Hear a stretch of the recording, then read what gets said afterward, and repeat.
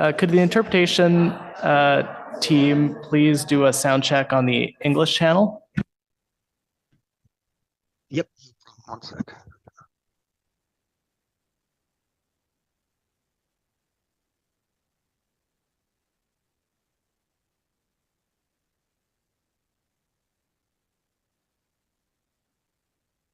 Testing English. Test 1, 2, 3, 4. Testing English. Test 1, 2.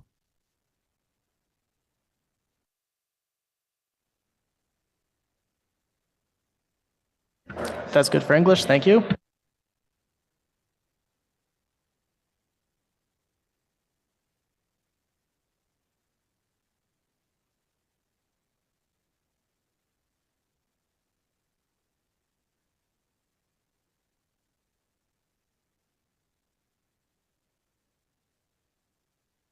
That's good for French. Thank you.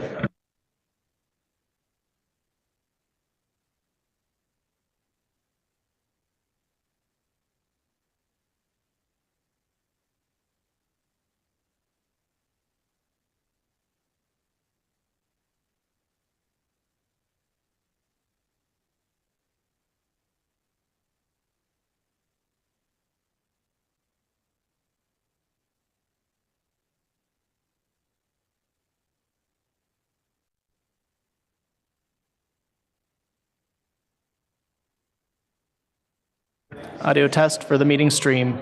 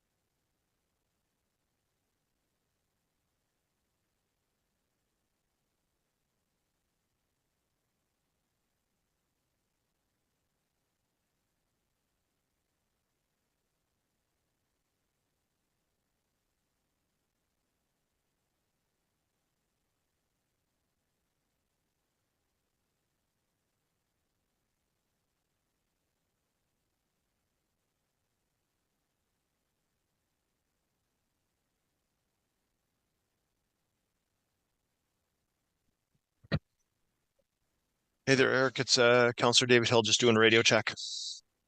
We can hear you, Counselor.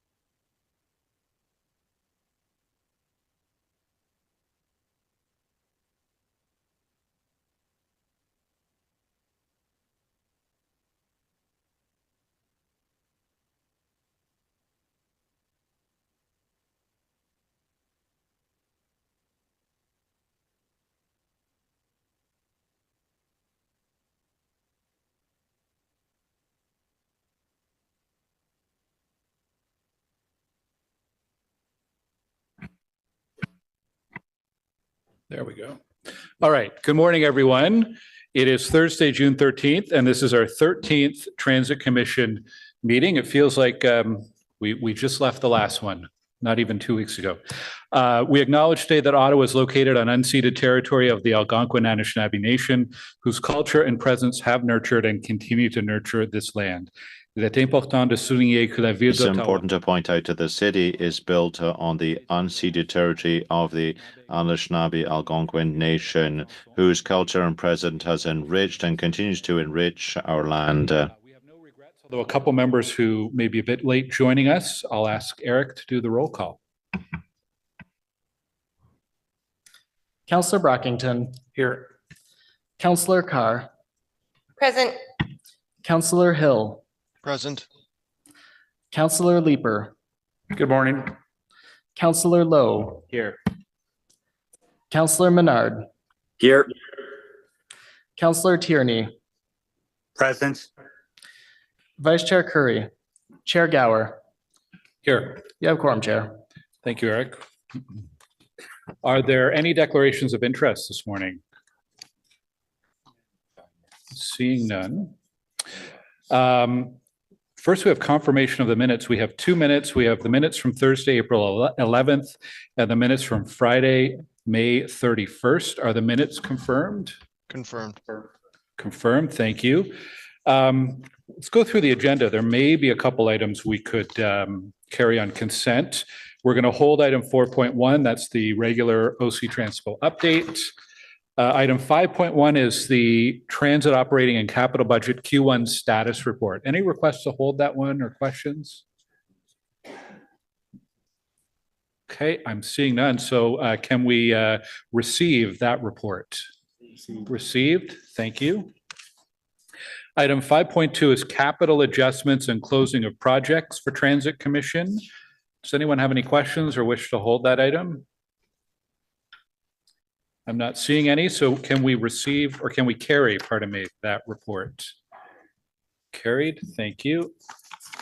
And item 5.3 is delegation of authority contracts awarded for the period of July 1st, 2023 to December 31st, 2023 for Transit Commission. Does anyone want to hold that item or any questions on that? Okay, is that report received then? Received, thank you. And item 6.1 is status update Transit Commission inquiries and motions for the period ending May 31st. Is that report received? Received. Received. Thank you. Okay, well then we'll go back to the beginning. And we have quite a extensive and lots of updates on our rail, bus, and Transpo update. We have a number of folks from OC Transpo as well as other departments available to bring us the update and answer questions, but we'll turn things over to René Amilcar. Bonjour, René. Bonjour, Monsieur le Président. Bonjour à tous. Je suis très Hello, contente. everyone. I'm very happy to be here. Thank you, Chair Gower and councillors for joining us at today's Transit Commission meeting. I'm pleased to be here today with my team to provide updates on our work during the first 6 months on 2024 and what lies ahead for the remainder of the year. Next slide, please. Throughout June, departments across the city of Ottawa are celebrating their staff during Employee Recognition Month. This year, OC Transpo is planning a series of engaging activities, messages, and events to honor and show our appreciation to our dedicated employees. We will conclude the month with an employee festival on June 26th. I would like to take this opportunity to invite all councillors to attend this event to join in celebrating our staff. They will be very happy. It will be an opportunity for more than 3,000 employees to come together with their families. We are really looking forward to this special gathering. I would also like to announce that we have taken another step in our journey towards electrifying our fleet of buses and achieving our greenhouse gas emission targets. We recently signed an adoption agreement with Nova Bus to purchase 51 all-electric buses. This is an important step in our conversion of the bus fleet. We expect the first of these new buses will begin to arrive in early 2025. I know there is a lot of interest in our zero-emission bus program, and I will provide a more comprehensive update in the fall. I'm also excited to share some great news about our O-payment system. This month, we will reach 1 million taps, 1 million on O-payment. As you know, we launched O-payment with credit cards in September 2023 and recently expanded the program to include debit cards. We are now seeing up to 10,000 taps per day with O-payment. It also means customers are taking advantage of fare capping with debit or credit cards. We are very, very proud and happy. This allows them to ride all day for the price of a day pass or all month for the price of a monthly pass when they tap the same card. Paratranspo customers have also been able to pay with debit and credit card on Paratranspo minibuses and taxis since April last year. These are very positive indicators that our customers are making use of these convenient and modern fare payment options. We are excited that our customers have embraced this new payment option. Next slide, please. On June 6th, our special constables had the pleasure of welcoming Chair Gower for a ride along during a night patrol of our transit system. Chair, we hope, I know, you enjoyed this behind-the-scenes experience. I also know how happy it makes our team to be able to share with you their daily work to keep our system and our customers safe. If there are any other councillors who would like to join our special constables on a ride along, it is an open invitation, and I encourage you to reach out to me. Next slide, please. I would like now to take some time to mention some of our highlights during the first 2 quarters of this year. Since February, our bus and train service has consistently delivered 98% or better service delivery. As part of the Ocean Light Rail Transit Public Inquiry Action Plan, 89 of 95 city-led recommendations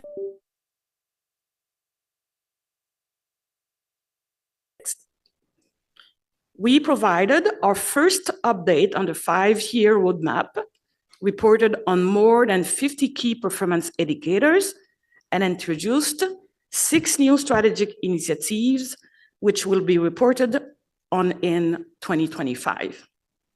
Next slide, please. We have also made progress on the bus maintenance action plan. We have hired 2 new maintenance managers, filled every new bus operator training class, cleared our preventive maintenance backlog, and refined the training program for apprentices and mechanics. We continue to work on our employee morale.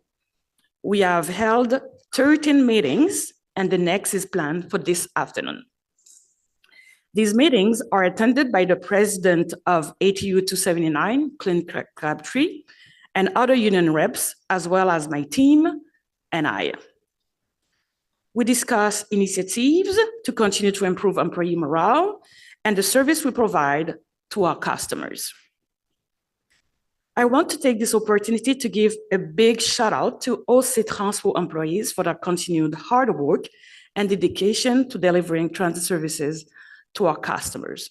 It's a real pleasure to work with all of them on a daily basis, and I'm really, really proud. Chair, with your permission, it was not planned. J'aimerais ça demander à Gwen de se lever. I'd like to ask Gwen to rise. Unfortunately, but she will go in Spain, I think. And I want sincerely to say a huge thank you to you. It was a real pleasure to work with you. She works behind the scene, and this is her. If we have a good transit commission, she's the boss. Thank you so much. Je t'aime beaucoup, je te remercie, puis bonne chance. I love you and thank you very much, and good luck with your new endeavors. Next slide, please. Elle va être très gênée, mais bon, c'est pas grave. She's going to be a bit embarrassed, but well, never mind. For the remainder of the year, we are looking forward to the opening of lines 2 and 4. I will not give any dates, and the launch of new ways to bus. We will also be providing further updates on our e-bus fleet and the mitigation work for the cartridge-bearing assembly on our light rail vehicles. Later in the fall, we will bring forward the 2025 transit budget and further updates on our bus maintenance action plan. Before we proceed with our key performance indicator update, I would like to welcome Suzanne Jones. She's the Director of Asset Management and Infrastructure and Water Services.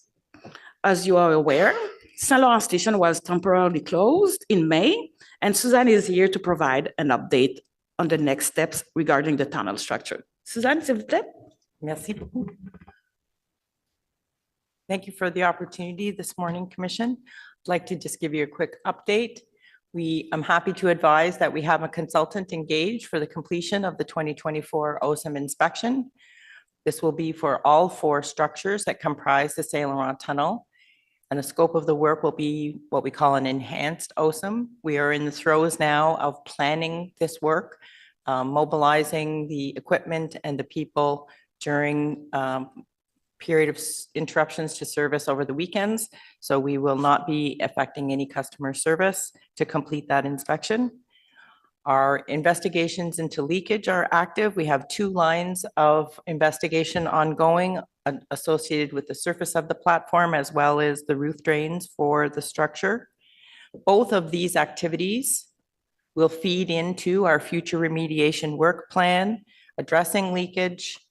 We know we have concrete repairs to do because of the 3 areas of mesh that were left on the ceiling during the May long weekend. So we'll have those for sure. And as well as any of the needs identified from the OSIM inspections will feed into our remediation work. Merci beaucoup.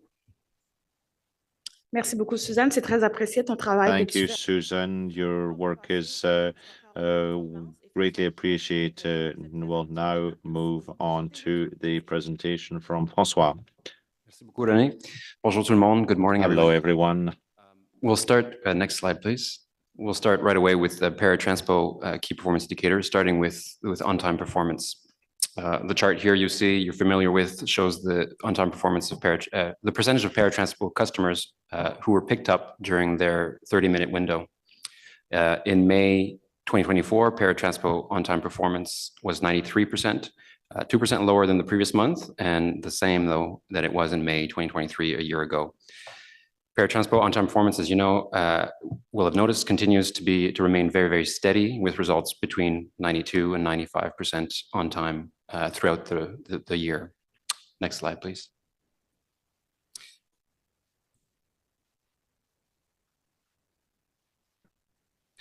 Pardon.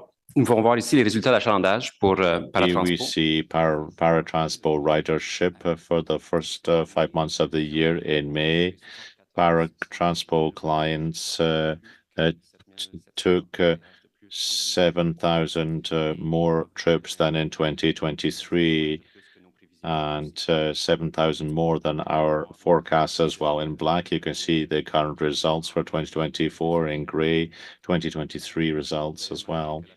You can see that the Transpo ridership continues to go up month over month and has done since the start of the year. Next slide, please. I'll move on now to our conventional bus and no-train KPIs, starting with line 1 service delivery. As always, this is the percentage of service which was delivered as planned. And in May of 2024, service delivery on line 1 was 99.8%. This is a 1.0% higher than in the previous month of April, and about the same, just a little bit better than the same month in 2023, when it was 99.7%. At 99.8%, I'll point out that service delivery on line 1 is the highest level we've observed this year, and a very, very good result, of course. Next slide, please. This slide here shows the service delivery for our conventional bus service. And again, like line 1, this is the percentage of our service which was delivered as planned. In May of 2024, performance was 98.6%. The service delivery was 98.6%, the same level as the previous month, and about the same as the same month in 2023 when it was 98.7%.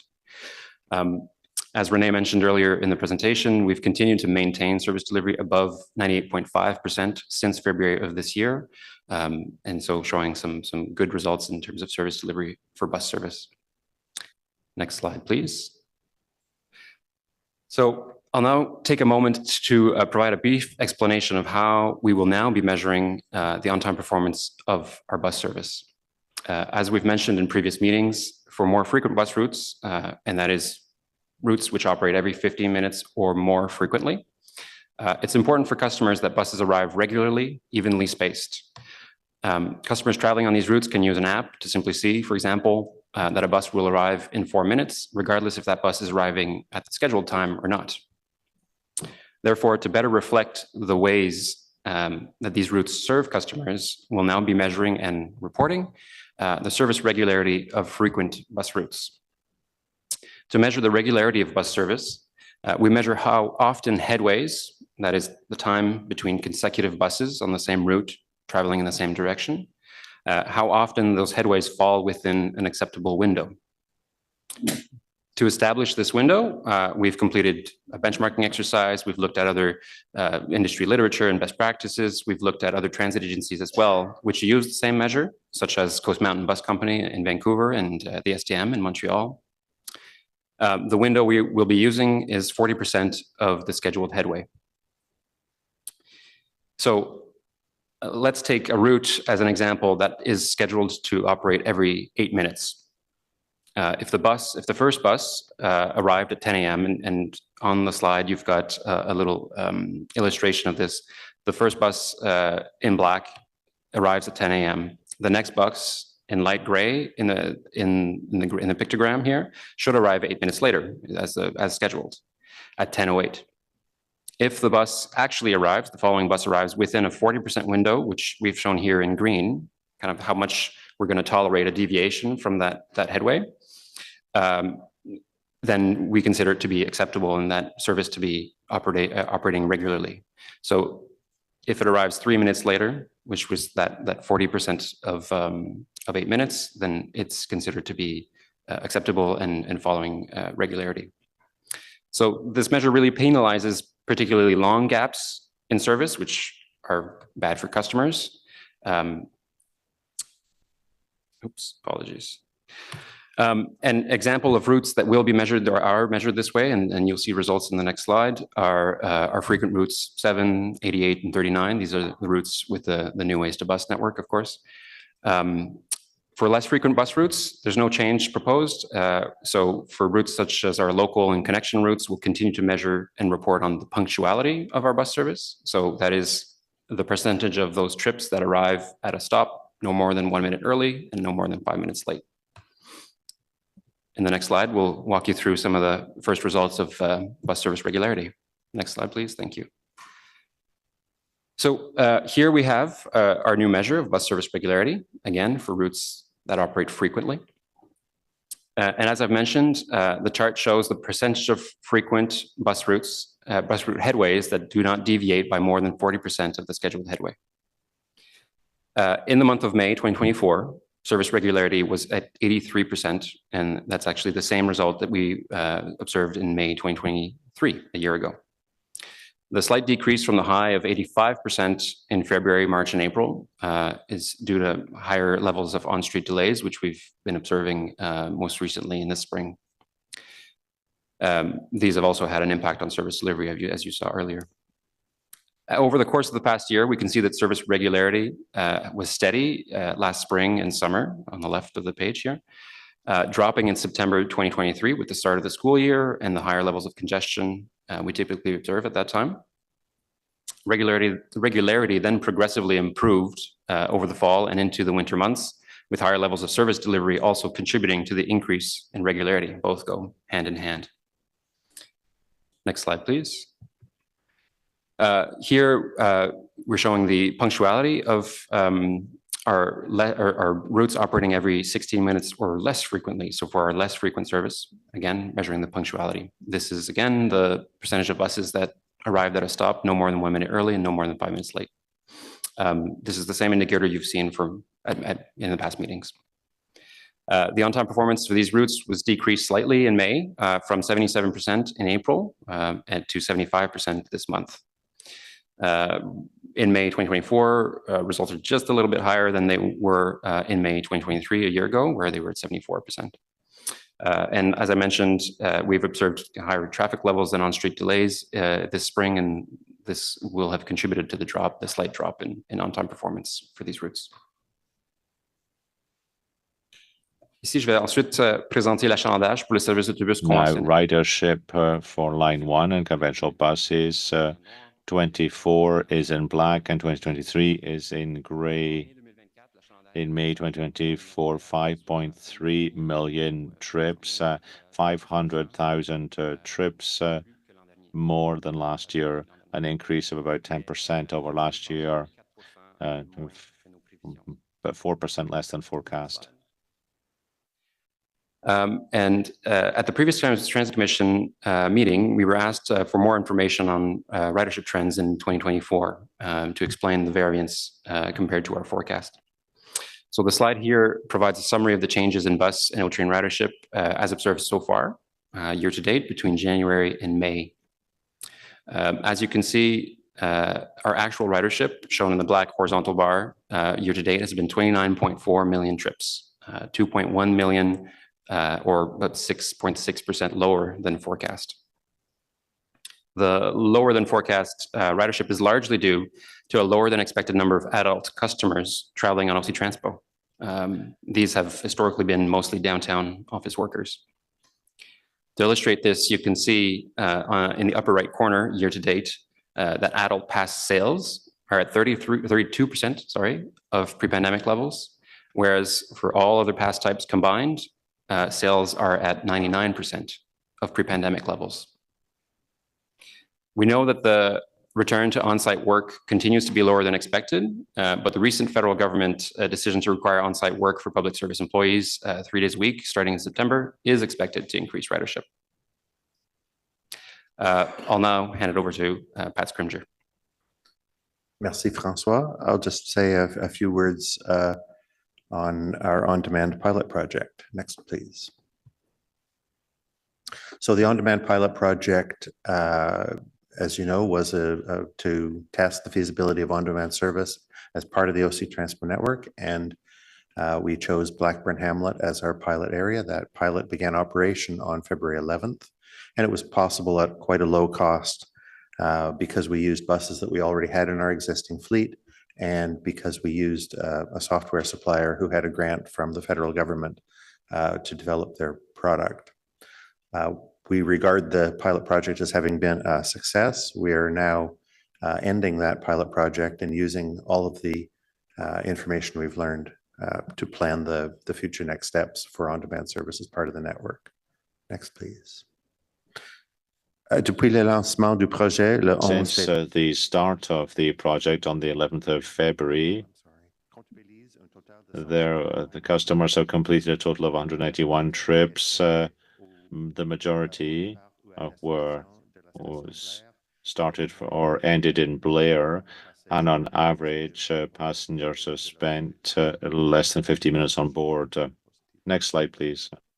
As we move forward, the demonstration pilot project will come to an end on Sunday, June 23rd. That will be the last Sunday with the on-demand service. That lines up with the end of the contract that we have for the software. Route 28, regular fixed route bus service, will resume Sunday service on June 30th. And customers traveling to Blackburn Hamlet, from Blackburn Hamlet or within, will be able to use routes 25 and 28, the same service 7 days a week. As you recall, Council has approved as part of the capital budget the purchase of 10 minibuses for on-demand service. Those buses have been ordered and design production specifications have begun, and they're expected to arrive during 2025. We'll be issuing a request for proposals quite soon for the software required to operate this longer-term on-demand service across more areas of the city, and we can begin the service once the new minibuses are here.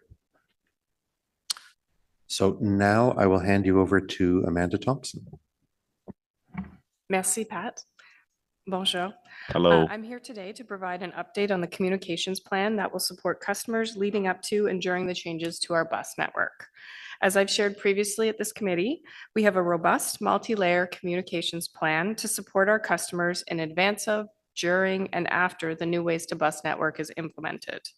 Our goals for our communications campaign are to educate and prepare our customers to use the new network and ensure they understand the changes that may impact their trips, to ensure our team is ready to answer questions from customers, and finally, to incorporate lessons learned from previous OC Transpo network changes, as well as from other transit agencies. Next slide, please. So this slide outlines our communications plan and the current status. The plan consists of multiple phases with specific tactics. The first phase of this campaign, the awareness phase, began in fall of 2023.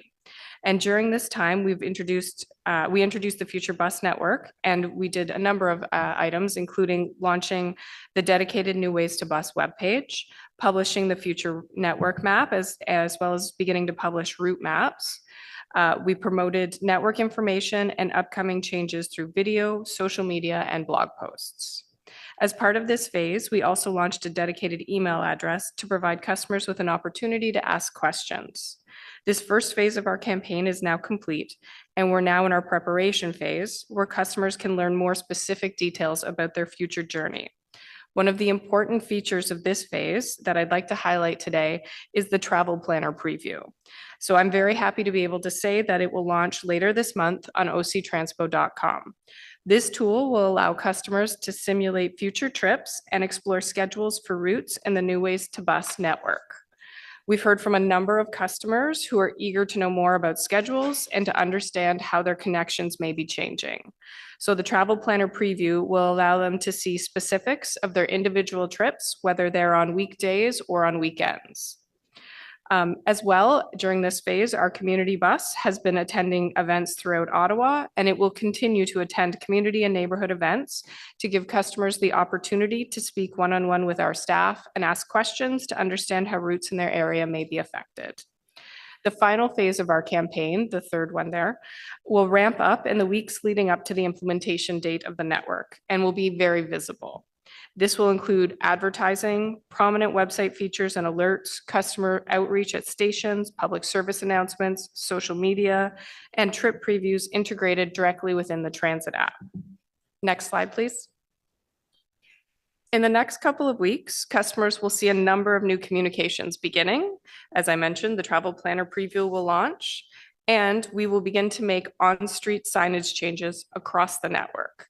There are more than 5,000 existing bus stops in every corner of our city that will have changes to the bus stop flag, maps, and other posted information.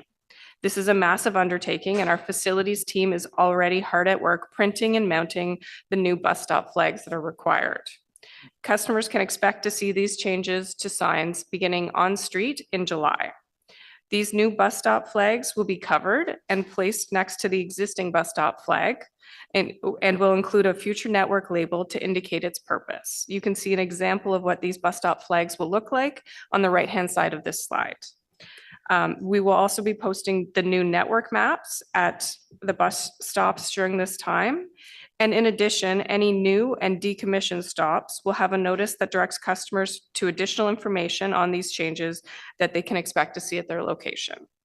These on-street changes will be widely communicated on our website, social media, and through posters at stations and high ridership bus stops. The new bus stop flags will remain covered until just prior to the launch of the New Ways to Bus network. Staff will then go around the city and remove all of the coverings to unveil the new bus stop flags, and any existing bus stop flags will either be removed or will also be covered. This process will make it very straightforward for customers to understand what the current service is at their bus stop. I also want to mention that we are preparing a counselor package with social media and some useful links about this on-street information and the new travel planner preview that you would be able to share with your communities. Next slide, please. So on the screen right now are just a few examples of the graphics and maps that have been produced for this phase of our campaign. The image on the far left is the future system map, which is available on our website and which will be installed at transit stops in the coming weeks. In the center is an example of one of the future route maps. And then on the far right, you'll see some of the graphics used for our digital content, as well as a picture of our community bus that has been attending several events. Next slide, please. So finally, to wrap up, I just wanted to take a moment to talk briefly about our ongoing communications efforts with regards to the Stage 2 O-Train extensions. So we have a multi-channel campaign to inform customers of the upcoming launch of lines 2 and 4 in the south, and ultimately for also the east and the west extension. This campaign for the south is being closely coordinated with the New Ways to Bus campaign, so customers can understand how the new bus network, as well as the launch of the new O-Train lines, will impact their travel. This customer education and marketing campaign has been very active to date. We've already launched the new O-Train X website. We've created informative blog posts, provided updates via social media, and also just last week, we launched new virtual tours to provide customers with an immersive and firsthand view of the new stations. As we get closer to the launch of the O-Train South extension, the scope and the scale of our activities will continue to grow.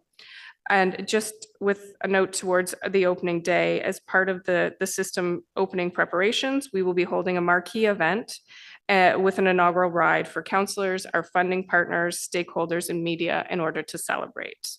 Our team is also available to support local councillors and community groups with any events they may want to hold to showcase their local stations for their residents once they're ready to open.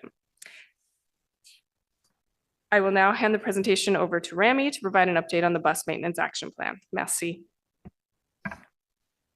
Thank you, Amanda. Good morning, everyone. Bonjour à tous. Before we get into the maintenance plan, I would like to first give you a quick overview of our current bus fleet composition. I think this will help put things in perspective and also answer some of the questions that came up in previous Transit Commission meetings. Next slide, please.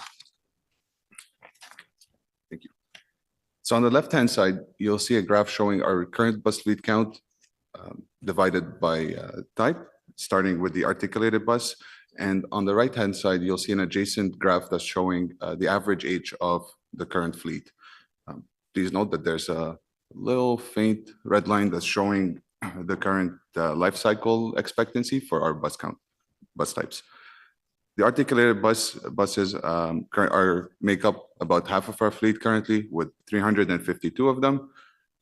They're on average 40.5 years old, followed by our Nova fleet, which is 249, and they're a little bit younger with an average age of 4 years.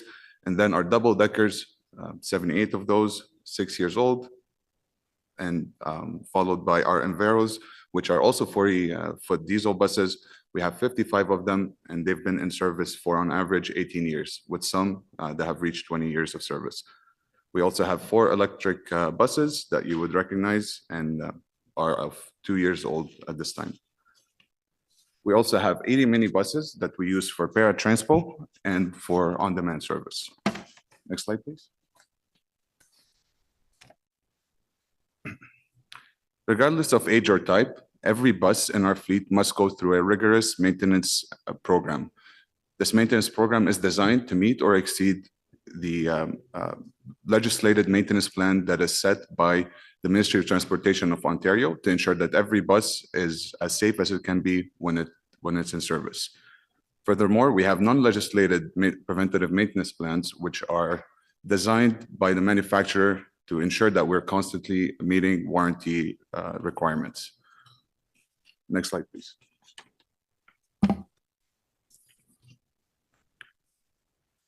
We've mentioned that we've been able in meeting our backlog of preventative maintenance inspections. We've been very successful at putting all the buses we can on the road and increasing our service reliability. We've also been successful at recruiting the management team that we need to help us get to this point. I'd like to also mention that we've been successful at refining our training program for apprentices with the help of our training team that reports to the Chief Safety Officer, who have been very successful at putting together a very comprehensive training plan. Next slide, please.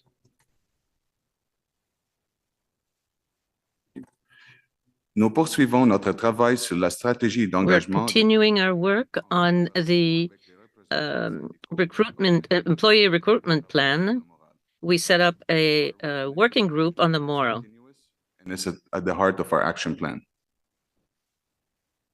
Our preventative maintenance program is intensive, and it's very important to make sure that our buses are continuously meeting expectations.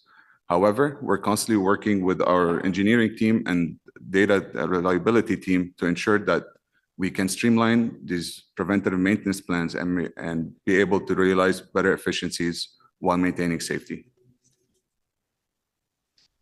I'd also like to point out that we have done some great work in upgrading our technology, including our M5 software, which is crucial for our planning and forecasting abilities, and our yard management software, Giro, that is very important in managing our fleet availability. Next slide, please. It's true that we've been successful at keeping up with our backlog work. However, our bus fleet is currently aging, or at least half of it is. And so a lot of heavy work is coming up on a daily basis with every inspection. Our team of trained mechanics and maintenance staff have been doing a great job in keeping up with this type of maintenance. However, we are constantly working with outsourcing and on outsourcing with vendors and looking at ways where we can maximize on our capabilities. Finally, I'd like to talk about predictive maintenance. This is where our team right now is focused on investing in data and applications to better predict failures in the future of certain buses. And instead of waiting until they break down and during service, we're coming up with preventative maintenance plans that can support us changing or maintaining the buses before they go into service. And with that, I'd like to pass the microphone to my colleague, Ken Gordon. Thank you. Thank you, Rami. Good morning. My name is Ken Gordon, and I am the Manager of Training and Development for OC Transpo. The new training program or apprenticeship program is to give the required knowledge to succeed at the exam to obtain the certificate necessary and face the responsibilities that come with this position at OC Transpo. We're still getting comments that will help us improve the program, and we want to give them the best chances to succeed.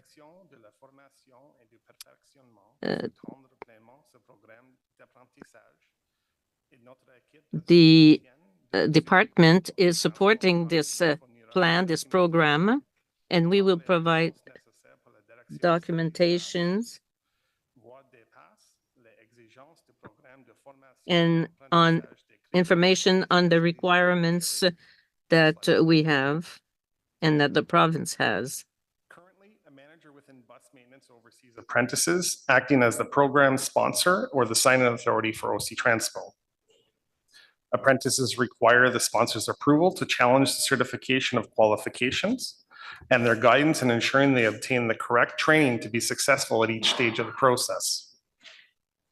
The focus of the manager is to ensure daily service needs are met and that buses are safe for operation. OC Transpo has 33 apprentices registered in the program at various stages, 29 of which have their 310S automotive license.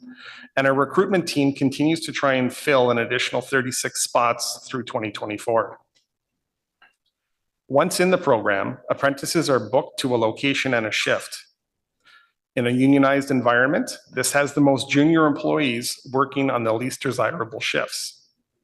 The result is that the new employees are working and learning from our most junior mechanics, and the skills they learn differ from one another. While learning objectives may be met, there is sometimes a lack of exposure to all buses that we operate. The main objective of the OC Transpo maintenance team is to meet service requirements.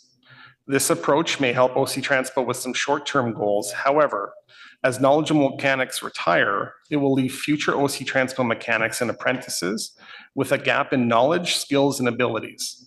And as a result, maintaining the fleet will become increasingly difficult. Next slide. This slide illustrates the OC Transpo onboarding process in green, which covers the apprentice driver training, registration, and onboarding training. The blue outlines the recommended training path as per the apprenticeship program under Skills Trades Ontario. This stage takes approximately 3.5 years for apprentices to complete and obtain their certification of qualifications. During this time, the apprentice will have 3 levels of schooling at an Ontario college, as well as 6,000 hours of on-the-job training. Under the new program, apprentices will have 6 months to obtain their trucking coach journey person certification after the 3rd level of schooling is complete. The training and development team will oversee and administer the apprenticeship training program through a newly created section manager position. They will be responsible for apprentices for the entire duration they are working towards full certification. This includes work assignments, tracking of schooling and OJT, career development, and gathering of feedback from supervisors and mentor mechanics, along with employee management. The section manager will also assume the role of program sponsor, and they themselves will be required to be a licensed mechanic. Next slide. Apprentices will work on a 4-week rotation for the first 2 years of their apprenticeship.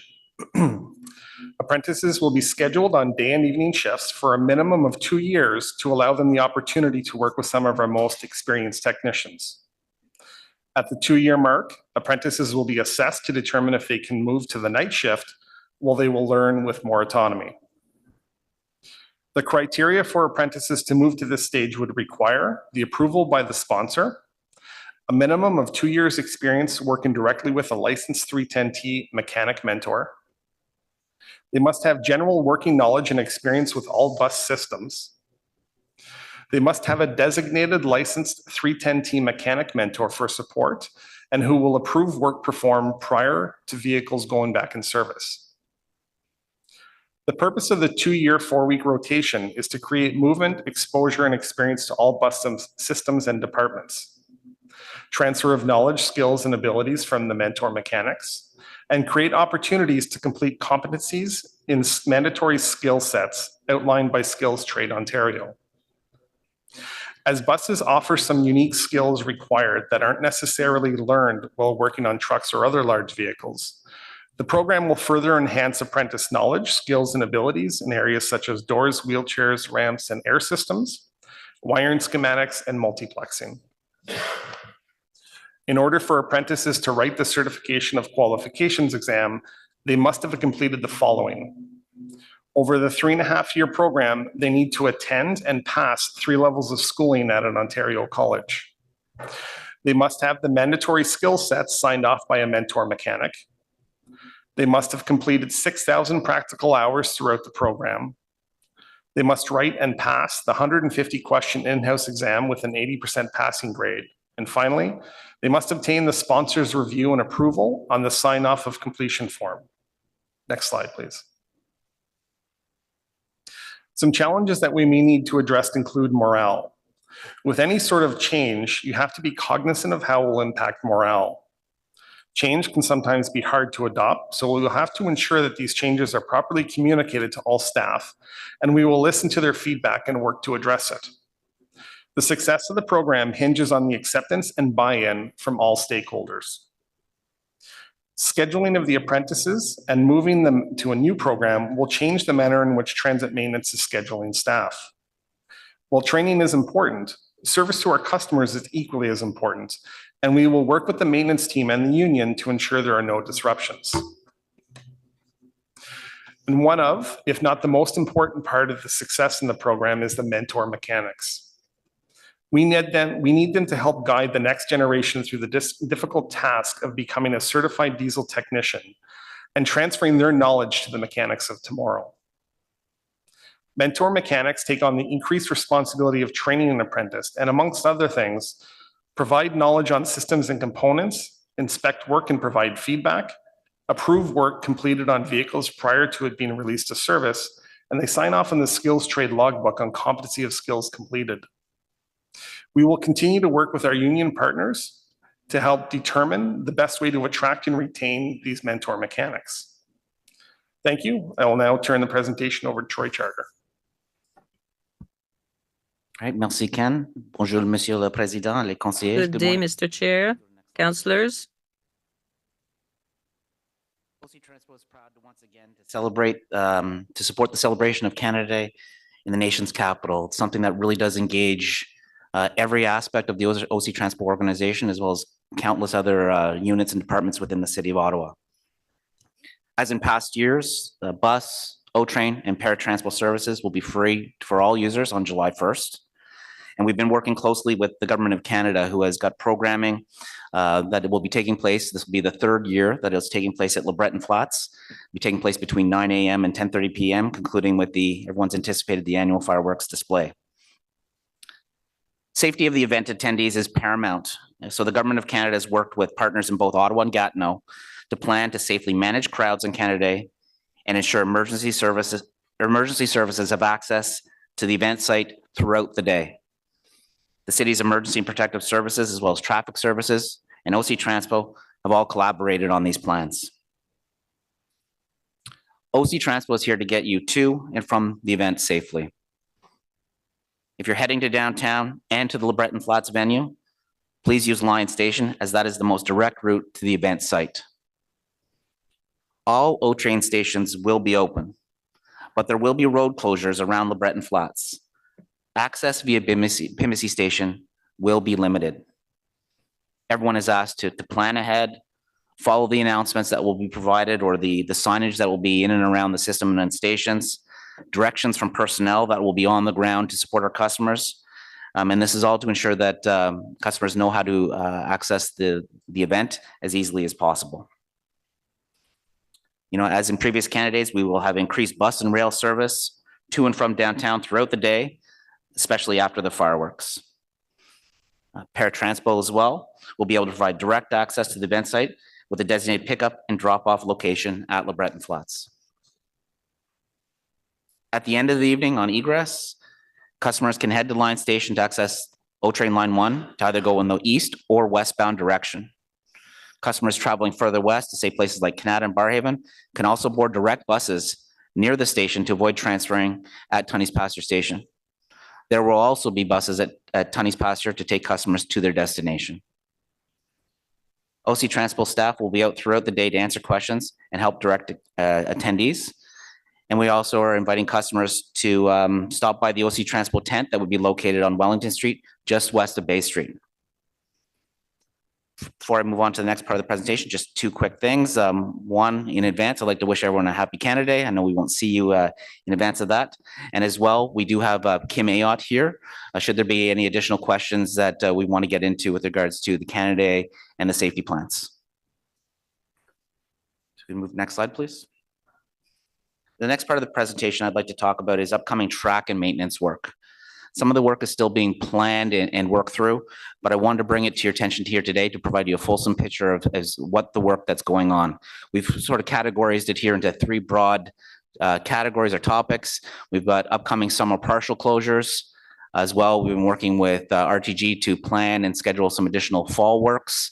And then as well, working with our stage 2 contractor partners, construction partners on the east extension. There's some upcoming work there as well too. Next slide, please.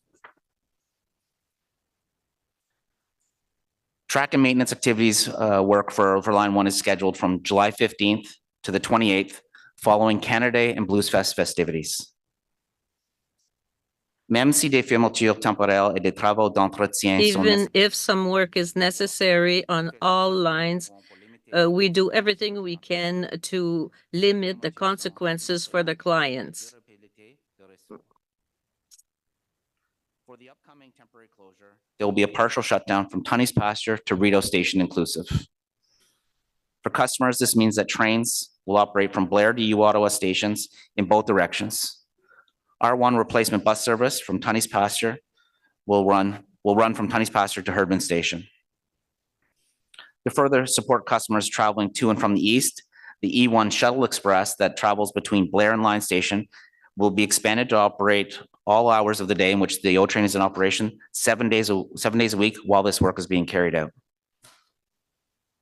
Signage will be installed in advance and placed across the system to guide customers to the R1 bus stops and notify them of the service changes. And we will have our customer service personnel out to support customers at key locations and key times. Lastly, we will provide information updates to customers through all our communication channels, including customer alerts, social media updates, signage at the Line 1 stations, and on octranspo.com. Next slide, please. I know I mentioned that, all rail, and I mentioned it before, and I'll probably mention it again, but all rail systems do require periodic temporary shutdowns and partial closures. Just not all the maintenance work can be conducted in the short engineering hours that they have when trains are not operating. However, for the upcoming summer track and maintenance work, the primary reason for this work is to advance corrective measures, as well as address deficiencies that have been identified. As well, as a result of this closure, we do want to leverage it. So some routine maintenance that cannot be completed during regular overnight hours when trains are not in operation will also be completed. The key maintenance activities that will be conducted over this summer maintenance period include continuing work that started last year to address the water infiltration in the downtown tunnel, as well as at the stations. There'll also be drainage repairs as well as sump pump installation at both Parliament and Line stations. And then between Tunney's and Bayview Station, there'll be application of a sealant product to extend the life of that concrete infrastructure. So if you recall, or if you noticed, between Tunney's Pasture and Bayview Station, the majority of the track there is affixed to a concrete slab, and the rails themselves are affixed to concrete blocks called plinths. So what they'll be doing is they'll be applying a sealant to this concrete pad and plinths over that entire area. As I mentioned, that'll extend the life of the concrete, so we'll support long-term sustainability of the system. Customers, residents in that area will notice that the area will likely be tarped off or covered. It does require an extended period of time for this sealant to dry, and it does need to be in a dry environment. So that's something that we want people to be aware of, is that you will see things being tarped and covered off while that work is ongoing. Some of the other work that we're going to take advantage of this partial shutdown would includes, cleaning of glass, certain glass that are above the tracks that are hard to reach, public artwork at specific locations, including the downtown tunnel stations, concrete tile, painting repairs, some general maintenance, as well as we'll be trying to leverage this as much as possible, do some of the escalator biannual maintenance to minimize the impacts on customers when we're able to return to service in that area. Next slide, please. Perfect. So then we get into the next bit of work that I wanted to talk about was the fall additional works. We have been working proactively with RTG to identify the additional required works that will be taking place in the coming months. RTG has indicated that there's a need for additional partial closures of the Line 1 in the fall, likely October, and this work is related to the ongoing work associated with the axle bearing sustainable solution. Ces travaux d'entretien et de réparation This maintenance work cannot be done during the summer when the temperature is too high. These works will be done to limit the impact on the clients and will be done when the ridership is at the lowest.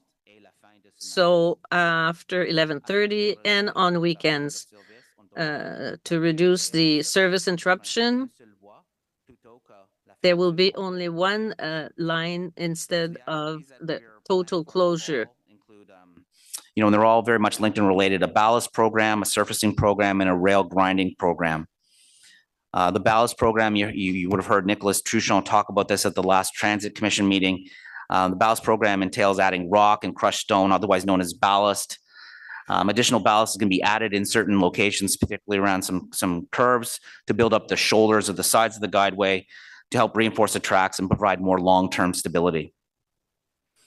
Once the addition of the ballast and the rock has been done, then they move into what they call a surfacing program, which utilizes production tamper or heavy piece of equipment that will help boost the track stability by, it lifts the rail slightly compacts it down into that rock and ballast, as well as make some minor fine tuning adjustments to the alignment of the rails itself to make sure everything's within specifications.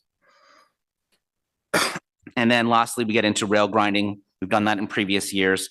Rail grinding will be completed across the line to help reduce the noise, vibration, and again, to improve the overall ride quality. And as I mentioned, all this work is integral to implementing the necessary corrective and preventative measures to ensure the reliability as well as the long-term sustainability of the system.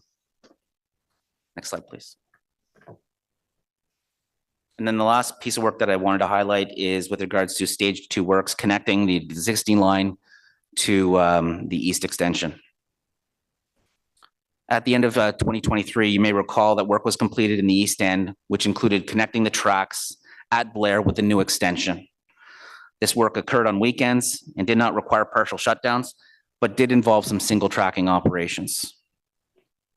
The next step in integrating the east extension with the existing line requires a partial shutdown from Saint Laurent to Blair to allow for testing commissioning of the signaling and train control software.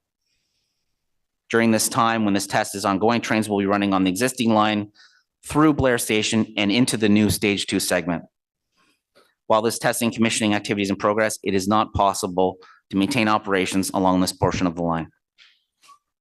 We're still working with the contractor to schedule this activity, but we will work proactively to reduce the impact on customers.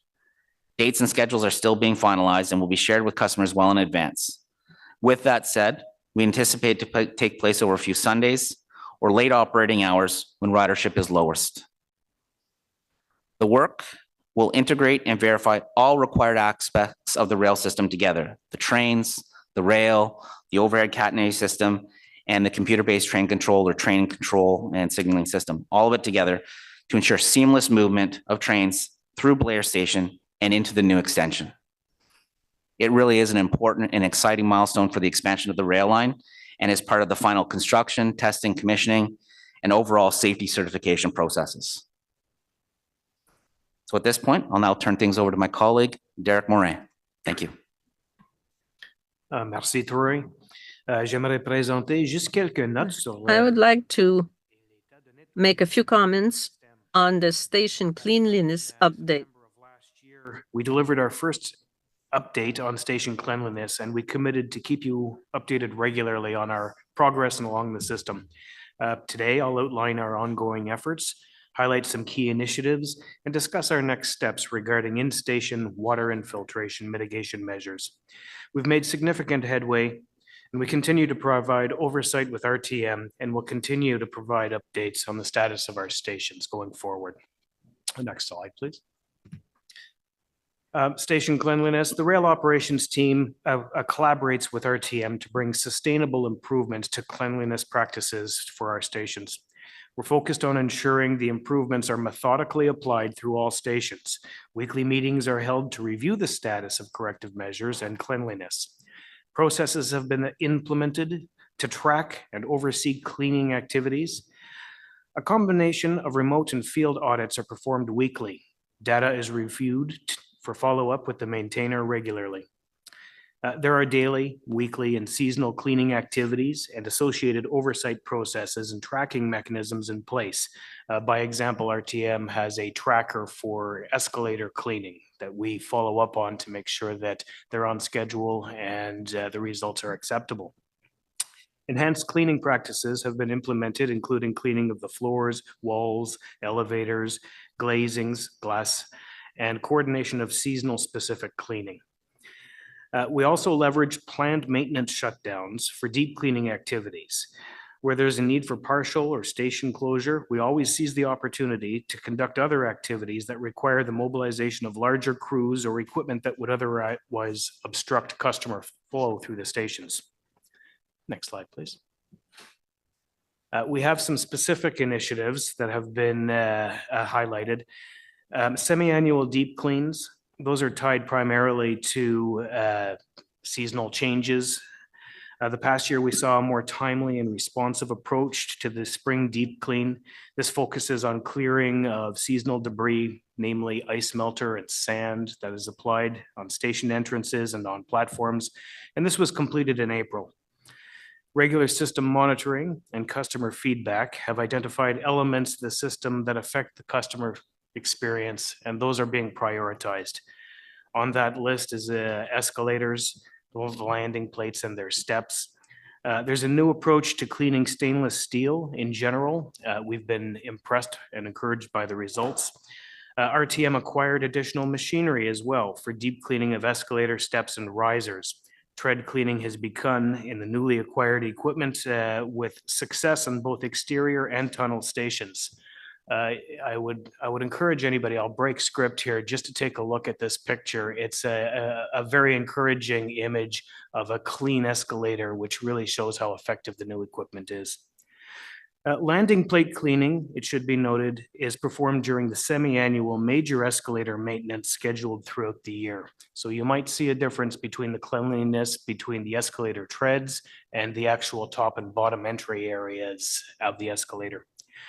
Escalators at Herdman, Parliament and Tunney stations have been completed. I believe we still have some outstanding at Parliament, but Herdman and Tunney's are completely done.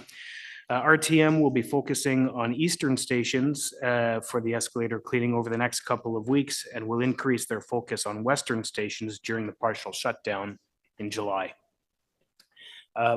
Decal residue, we put down some temporary floor decals to provide loading guidance to customers during the early stages of line 1.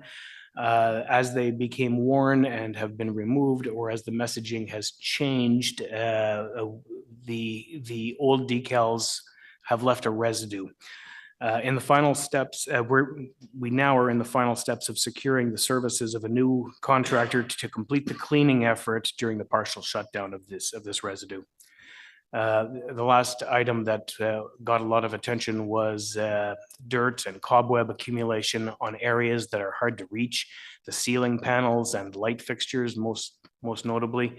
RTM has acquired new equipment that allows them to reach those areas, and they've been working their way through the system.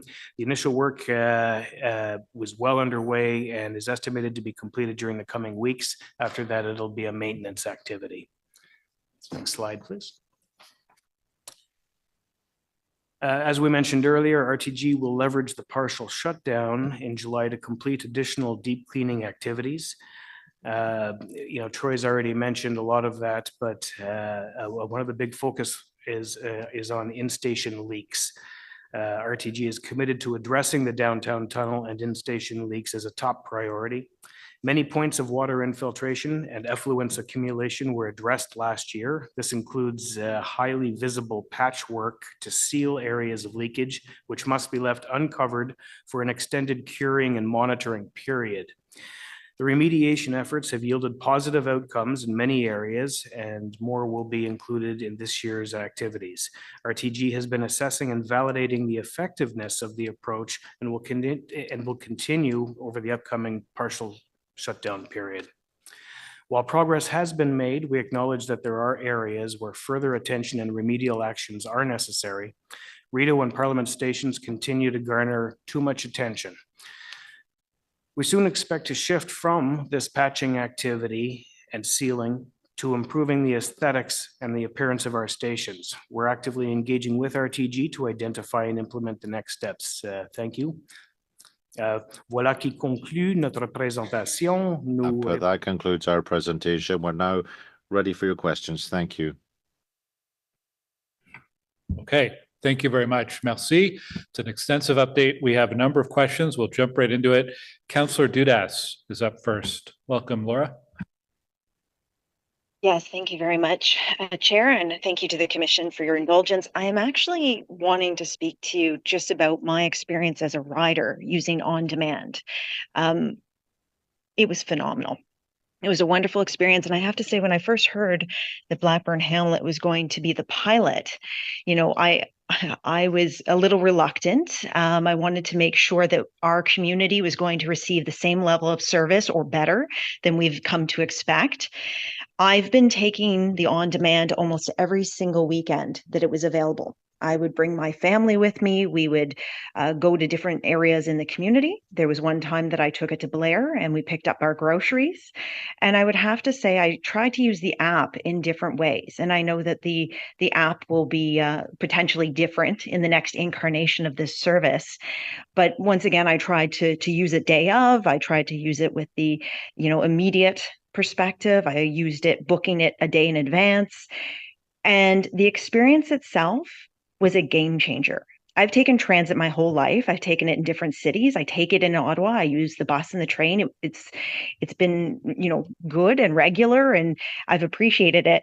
But the on-demand was almost a more neighborly feel. We would be able to see the bus coming down the street. It wasn't relegated to certain streets. It could come down any street and pick us up at our bus stop. I had numerous times where the operator would see us, recognize that we were waving at them, and they'd pull over at the stop and wait, give us a chance to come up so we didn't have to run for it. Even when I did pick up those groceries, the operator said, "Do you need a hand?" It was this wonderful experience, and I heard this from other users of the service as well, because I spent time talking to my community and asking, what was your experience? Did you like it? Did you have any glitches with the app? Did you have any hiccups whatsoever? And yes, there was one or two little blips here or there, but people felt that it was a really good opportunity to try out something that was a little different, that, was a little bit outside the box for OC Transpo. And I'm so happy to hear that it was a success from the eyes of the operational perspective. And the only disappointment I would say that I have is that it's coming to an end. So what I wanted to speak to this very quickly, because I would ask the commission to consider, and I know that we'll be bringing this service back in different areas of the city, and that we'll be adding more of the mini buses specifically for on demand. I would ask them to consider continuing to invest in this initiative. It was a huge success. I would love to see it come back to Blackburn Hamlet. I would love to see it extended to Bradley Estates, and that's just the east end. There's definitely opportunities across our city. And I wanted to take one more moment, Chair, thank you very much for giving me this time, to thank the staff. The operators were phenomenal every step of the way. The staff that rolled this project out were incredible. And I know that OC Transpo doesn't often get to hear of these phenomenal experiences with the service. This was one of them. And I can't think of one resident in the community who had a bad experience. So I wanted to share this phenomenal interaction I've had with this service as a rider and as a counselor who's been hearing from my community. So thank you for that. Thanks, Councillor Dudas. It's great feedback. And yeah, we're looking forward to the resumption of that hopefully soon, and maybe some more neighborhoods. Thanks, Councillor Dudas, for joining us this morning.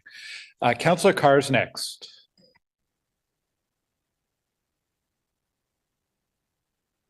Thank you very much. I will pick 5 questions from my list and ask them quickly. Just following up on Councillor Dudas's comments, I guess, with respect to the on-demand. I understand the pilot's over. I was interested by the fact that it was said that it was a success, but there wasn't anything explaining why it was a success. Was it the take-up that was higher than the regular number 28 on the Sundays? Was it financial savings? If you could just outline some of those factors. And as well, I understand that we're waiting for the buses in order to reintroduce it as well. You've got the RFP out for the software. I'm curious if you've already started to think of areas that it could potentially be rolled out with, especially with some areas that have received less service as a result of the new ways to bus that is going to be introduced. And then my third question on the on-demand, and by the way, this is all one question, is did you ever have any para-transpo clients actually take advantage of the on-demand service on the 28th that you're aware of? Thanks. So, Mr. Chair, how we concluded that the pilot was a success? We concluded that because it went very well. We had positive feedback from customers, and you've heard from one of them. We had positive feedback also from our operations staff. It was a whole new model to work under, and once they were into that groove, they could deliver it regularly. Yes, ridership was a little bit higher with the on-demand than it had been with the fixed route service beforehand on Sundays. We also learned that we couldn't expand to Saturdays as we'd planned to because ridership had grown on Saturdays to the point that it would no longer have been less expensive to provide on-demand service than fixed route service. So that was not part of calling the pilot project a success, but a major learning experience for us. You'll have to nudge me on your next question. I had questions about whether you're starting to think ahead when you get the 10 Yes, so, buses yep. in, what areas you would service, and as well with respect if any Paratranspo customers access the on-demand. Thank you. Sorry for forgetting. Yes, we've been looking at areas across the city. We were looking at areas across the city before we selected Blackburn Hamlet. We'll be a little less restricted in future because we've got dedicated buses for it, and we won't have to be just looking at Saturdays and Sundays as we were when we selected Blackburn Hamlet.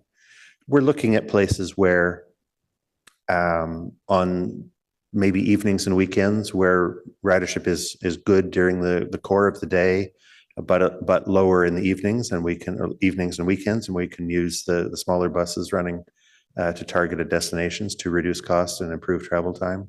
We're also looking at newer parts of the city where there might not be enough new customers yet to provide fixed route regular service during rush hours and during the middle of the day, and where on-demand can be a step forward. So we're looking at those two categories all across the city, and the new, once we have a long-term software provider on board, many of these companies also have analysis as part of the package that we purchase from them, and we'll be able to use that, their expertise in other cities. And finally, yes, we did. I think we had one customer using a wheelchair who used the on-demand service during the trial period, but it wasn't an ongoing thing. We don't know, of course, if they were a Paratranspo customer, but they were using a mobility device. Okay, thank you very much for that. I'll skip to another topic here. Thank you for the walkthrough on the mechanic training program. A few months ago, the shortage of mechanics was causing delays in preventative bus maintenance and resulting in buses being off the road. By way of this presentation, do I assume that we no longer have those shortages? Have we hired a sufficient amount of mechanics? And as well, I know from the driver perspective, we've had a number of job fairs, number of training classes graduate. A couple months ago, I asked a question whether as many people were leaving as were entering, and it still was kind of at an equal, we were getting new people in, but there was attrition. I wondered, I didn't say anything specifically in the presentation about drivers. Do we have an increase in drivers, and is the mechanic problem on the upswing? Thank you, Chair, for the question, and I can rely on Rami as well if he needs to complete. So for the bus drivers, summer is coming, so we know that our people will take their vacation. So we will anticipate to struggle a little bit for sure. It's normal, I would say, but the service level will be a little bit lower. So we should be able to deal with it. It's a part of our plan anyway. For the mechanics, we still have the problem with the recruitment because we're not attractive, because we need people to work 24/7, whereas in the private sector, they can work during the day, Monday to Friday. So that's why we have put a lot of emphasis to recruit those apprentices. I think we have 30 now, and Ken just gave the update. I don't remember the number, but we would need probably 5 others. And if it's possible, if we could have some licensed mechanic, we would take them for sure. But we are working on multiple things. And the fact that we brought 2 new managers who know very well buses, transit, so that is very, very helpful. And the fact as well that we work with the engineering department to review all of our preventive maintenance, the way we're doing things. So we are working everywhere we can to improve the service. So far, I think you can appreciate the results. We were at 96% of service delivery sometimes, unfortunately, and now we are above of 98.5, and the goal is still 99.5. And we know that to be able to achieve that, we need our operators, we need to work on our mechanics action plan that we just update you on, and we need to implement the new ways to bus, which is coming as well. So we are working on those to be able to deliver the service, and we keep on our radar all of those inconvenience. Okay, thanks. And you mentioned new ways to bus. So my one of my questions was, I understand, you outlined the sort of the communication strategy, engagement strategy for how we're going to be communicating about on ways to bus. I know that there's not a date for opening of the new lines or the bus, but if it were ever to coincide with, September, where we have schools back in session, universities, there's some significant changes that will happen to high school students. Like when I think for example, in my neighborhood where I've got Canterbury, it's a school that serves all of Ottawa because it's an art school, the catchment. It's served by the 48 bus. The 48 bus will change significantly because it's no longer coming from Herdman the right way. How are we going to be getting this word out to students? Like if it's the case that it's a before school, we do have a date in September by chance. How are we going to be communicating to all those students? I mean, these are people that have been riding the same bus for a year. I remember when I was a student, and I didn't have a phone back then. Obviously, this was many, many years ago. But I never paid attention. I just stood at the bus stop and waited for the bus to come. So I'm just wondering, any strategies for that. Thank you for the question, Chair. And I don't like when my staff say that, but I will say it. This is an excellent question. It's an excellent question. C'est une bonne question. I can say today that we will not implement new ways to bus in September for sure, because it will be too much for our customers. And we want to set the table to succeed. And that will not help us on what we're working on. So definitely, Amanda just shared the action plan. People will start to see that their route will change, but we will need to make sure that the communication will be perfect and will accompany our people.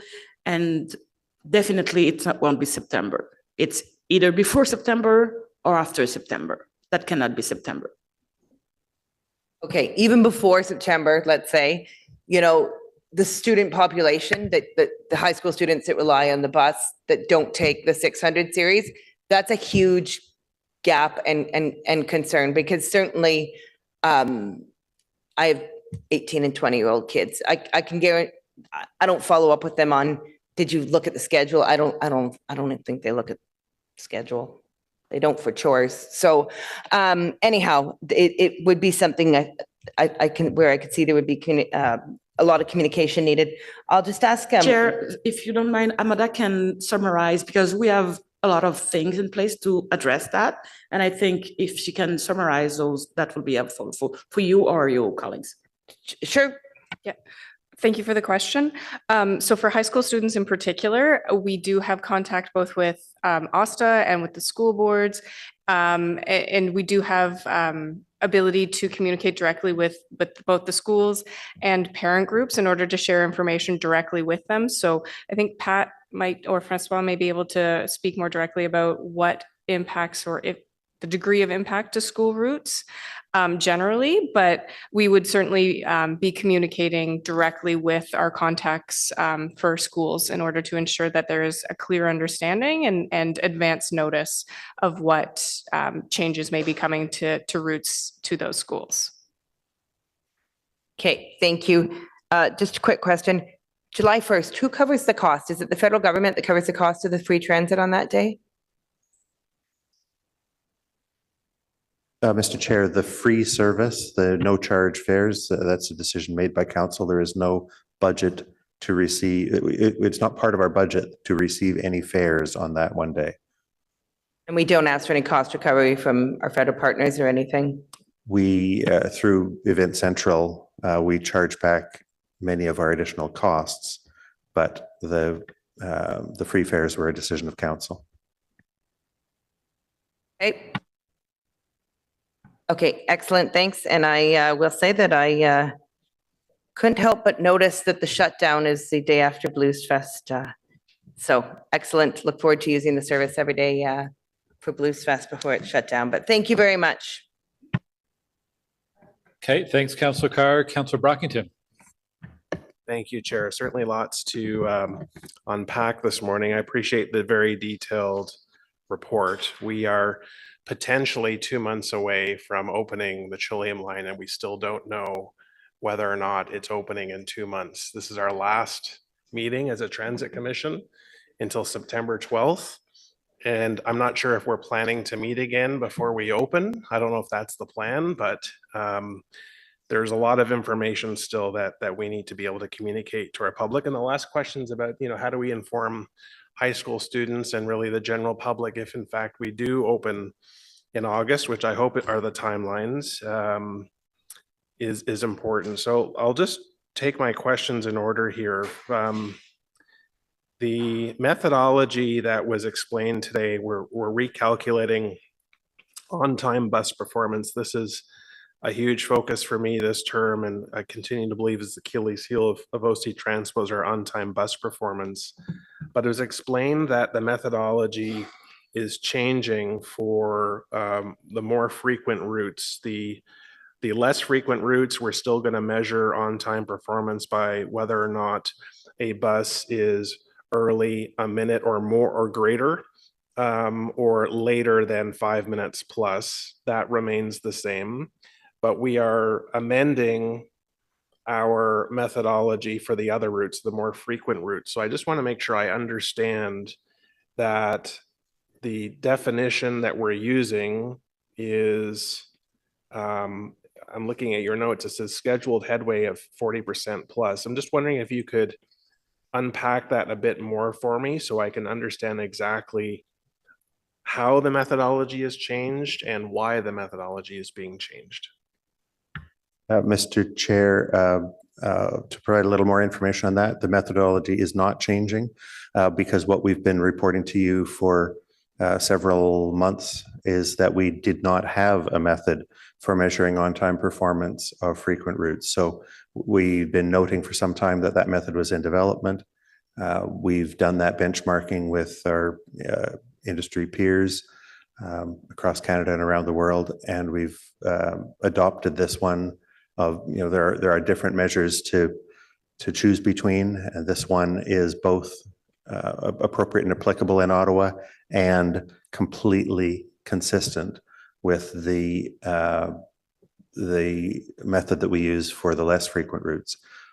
The new method for the frequent routes, which we've started to report to you starting today, is that the waiting time for customers, the headway between buses, the interval between two buses, will be no more than 40% more than what is planned. And that is exactly the same as what the 6% window is on the 15 minutes or more for the less frequent routes. What this means is that we've got a target window which is narrower the more frequent the service is, and that gets slightly wider as the service, the basic service is less frequent.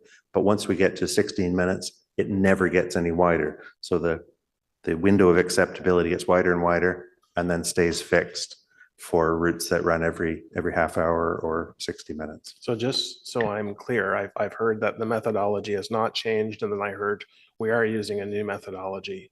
So what is it? If we have not amended our methodology, then what were we using before the data that you're presenting today? We previously did not report on on-time performance of frequent bus routes. Yes, you did. We had a note in the corner that said, here is an interim measure, and we are developing the proper long-term measure. You've been presenting two sets of data for buses 15 minutes or less in frequency, 16 minutes or greater for months. And last last meeting, you didn't present it. You said we're going to do it less frequently than monthly. And today you're presenting it. So I'm reading this, the methodology has changed. I'm trying to figure out how the criteria has changed because the data appears to be different than what you've reported in the past. Chair, if you recall, when we have started to present the on-time performance, we said that for buses, which is scheduled 15 minutes and plus, we will continue to report the on-time performance because it's important, because you need your bus to be on time. However, for more frequent routes, what we said, we were working on something. In the meantime, to be fully transparent, we brought effectively the on-time performance on frequent route, where we said, this is not what the customer experience. Because when you have, let's say, a bus every 8 minutes, if the first bus is late by 4 minutes, you don't want to have another bus 4 minutes later. You want to keep your frequency. So that's why by reporting the frequency, the regularity, we can have what the customer experiences. Is it better for you? Is it clear? Not exactly, but I'm happy to talk offline. What I'm interested in is, as a transit commissioner, is are we delivering our buses on time? And you've broken down, there are two sets of data that you're tracking. One is buses that are more frequent than 15 minutes and those that are greater than 15 minutes. That's great. I don't mind that. But we have a problem. And I'm most interested in, I think your target is 85%, which we're not meeting. We still don't see an explanation of what is your plan to get us to 85%, right? It's sort of a frequent question that I've had. Data is one thing. We all agree that we're not meeting your own targets that our public expects. How do we get there? But I'm certainly happy to take my question about methodology offline, because I need to wrap my head around that a bit more. But again, what's missing is how we're going to get to those targets. So I don't know if you have any further comment on that today, or whether that's something that we can just park with you for a future presentation. So, Chair, I want to just remind that, and I've said that many times here, we need to achieve 99.5% of our service, and then we will make sure that the service is on time. We cannot promise on-time service when we don't deliver all trips that we have scheduled. So this is why, to achieve the 99.5, we need our bus operators. We need to continue to improve the action plan on the maintenance side, and we need to implement the new ways to bus. In parallel of that, we know now how to measure this on-time performance, but the data is one thing, and I'm a fan of KPIs, I can tell you that, but sometimes it's important as well to put our shoes on the customer's shoes. So what is good for the customer? Is it a bus every 8 minutes, or a bus which was scheduled at 10:18? The bus A was scheduled at 10:18, but it's the bus B that will arrive at 10:18. The customer doesn't, I don't know what's the right word for say, doesn't give a damn. Anyway, doesn't give importance to if it's a bus A or B. The most important thing, it's my bus is on time at 10:18. When you calculate the on-time performance with the other method, you will see that this bus is not on time, but the customer has his bus on time. So this is where I think maybe I can have a meeting with you, I can draw it for you, but it's a little bit tricky to understand it. But this is done everywhere with frequent routes. I think that you and your team are smart enough and capable enough to chew bubble gum and walk down the sidewalk at the same time. And what I mean by that is, I think we can focus on service delivery and on-time performance at the same time. Because right now, 1 in 4 buses is late. and no one has any patience to wait. Meaning not just for the bus, but I mean, wait for us to get our service delivery at the target that you want. And we have to acknowledge that on-time performance is an issue in this city. And late buses, again, is what's going to hamper us to get people using the system. And I cannot let up on this point because that's what I hear all the time with my residents.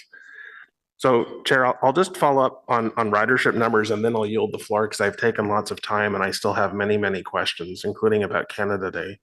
But ridership targets, for probably 5 years now, we have not met ridership targets. We've had very ambitious ridership and fare revenue targets that we have not met, with the exception of a couple months here and there.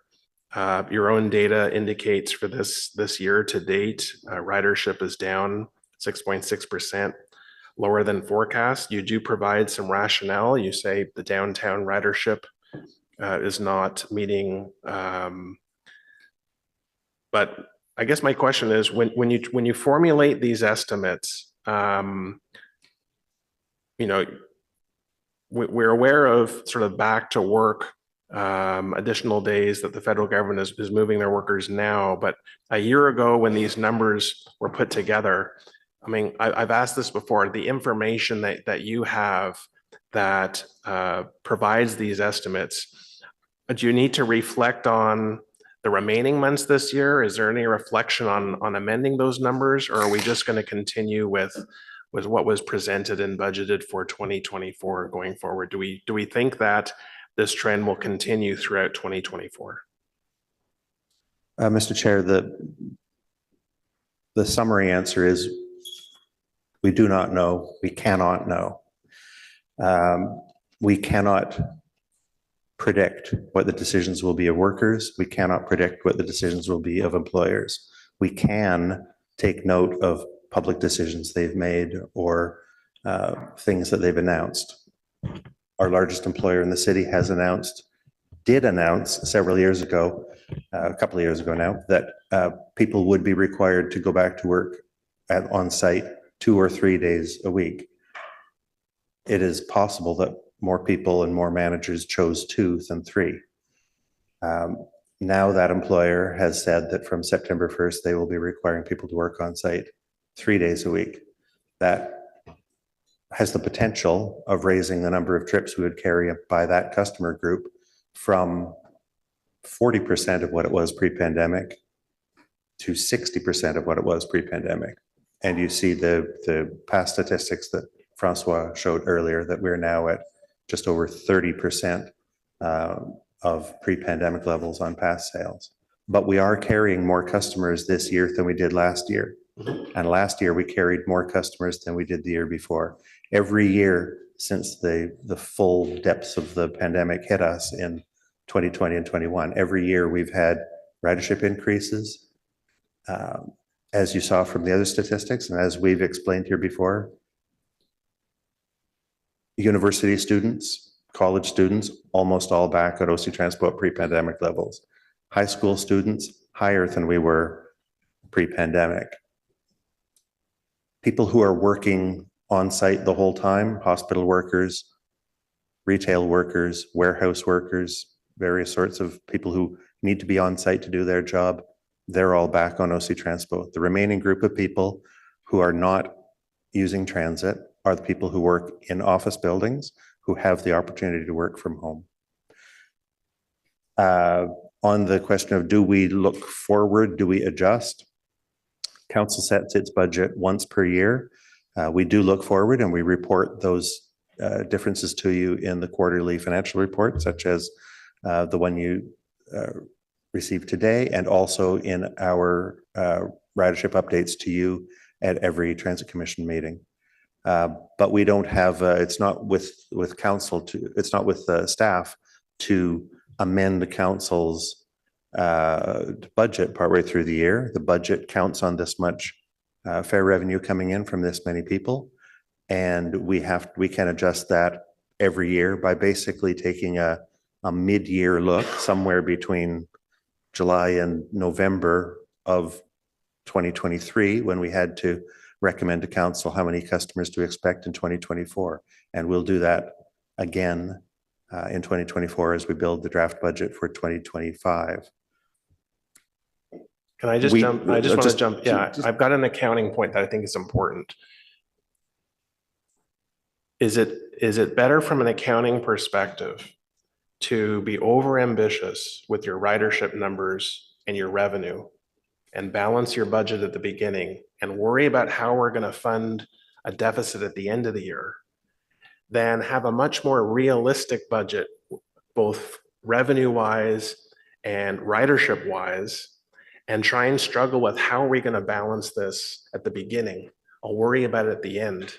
Because you've delivered us very ambitious budgets for years that you have not met. And we wait to the end of the year to find sources of revenues to plug those holes. When in fact, I think it's going to be much harder at the beginning of a year to be, let's be realistic here with our numbers. You should be conservative every time when you're budgeting, but it's much harder to do.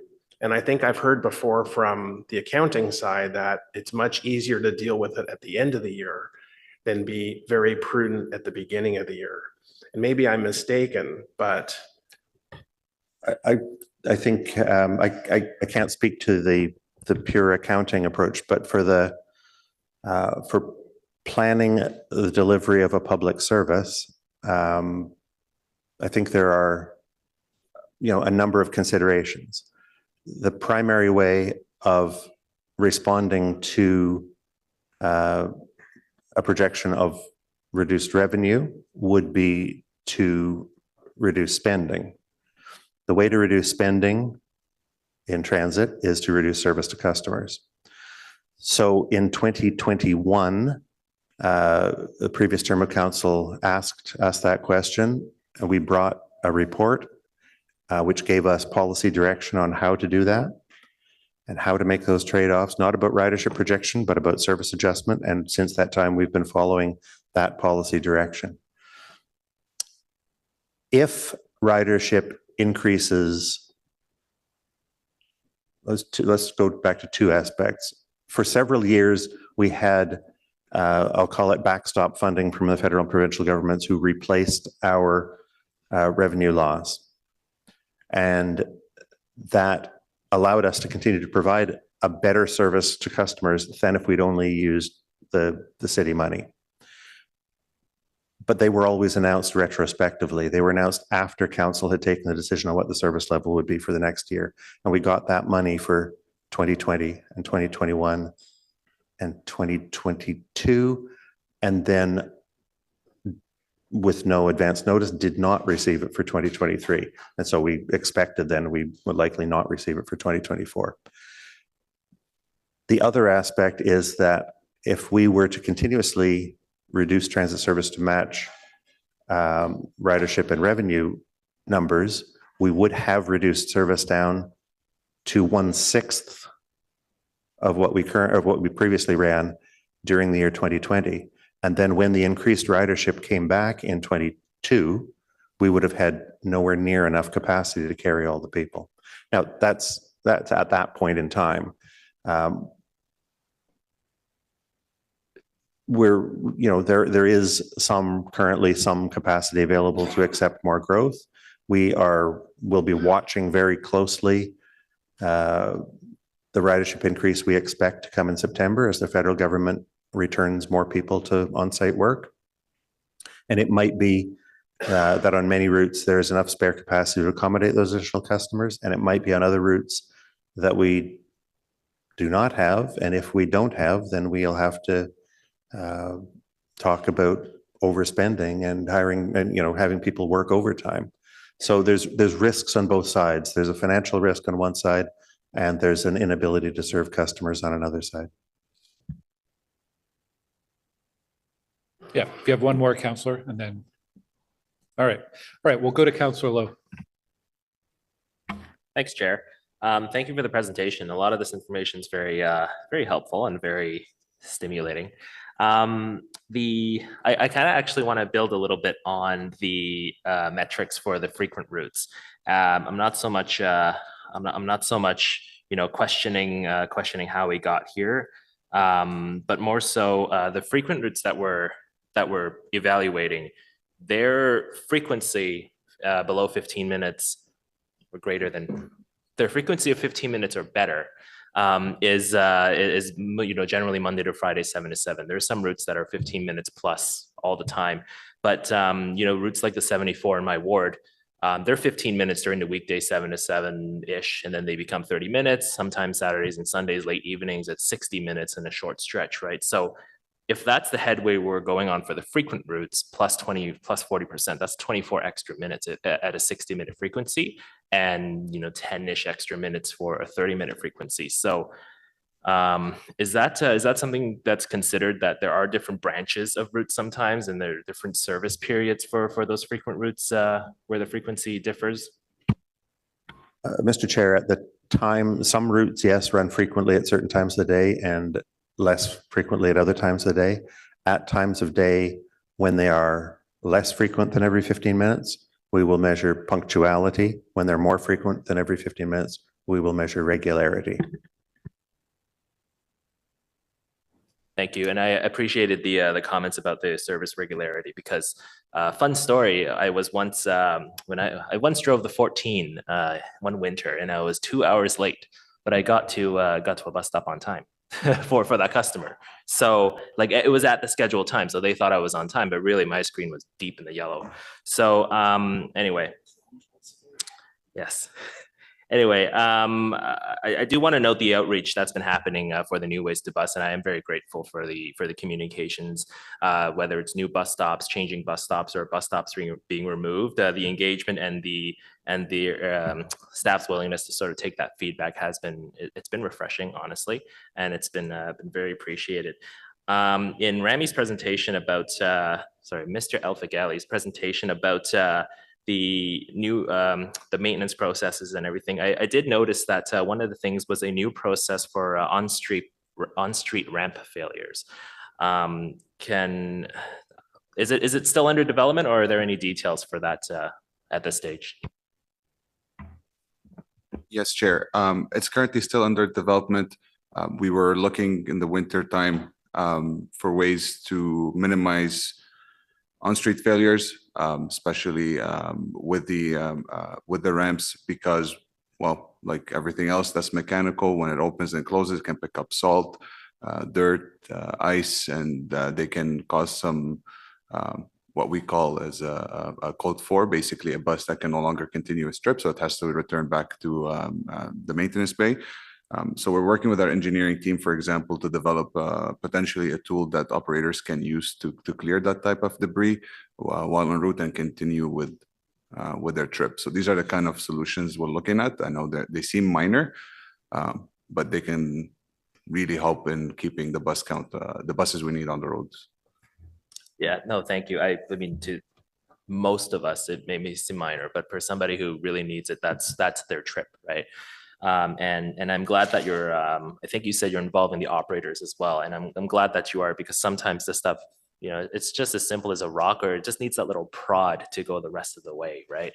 It's the beginning of the deployment that can be an issue sometimes. I guess I'll move on to a question about the summer closure. I wasn't looking at the slide too well there, but it's closed from Tunney's to Rideau, right? Are there trains starting at Rideau, or are there trains starting at U-Ottawa going east? Mr. Chair, thank you for the question. No, the rail service will be able to go from Blair to U-Ottawa. It will not be able to access Rideau, and that's because of the location of where the leak was that they started working on last year. They need to go back and work on that same location this year. Okay, that's just a blank in my notes that I got to fill. Thank you. I think one of the station cleaning initiative is really good, and I think a big part of service is just the perception of how much care is put into the system, and sort of taking better care of even just the escalators is a great start. But something I should note, and this probably comes from my days when I worked in comms, there is that narrative has to be controlled, and there has to be an expectation that's managed, right? We can't, it's given the environment that it's operating in, the fact that trains come and go, dust flies everywhere, there's brake dust, there's all sorts of things that come in. from people as well. I think there has to be a management of that expectation that the stations won't be pristine, even if a cleaner just went by.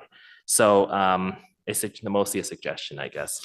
And then the last question I have is the fare capping. Actually, the second last question. Sorry, the fare capping.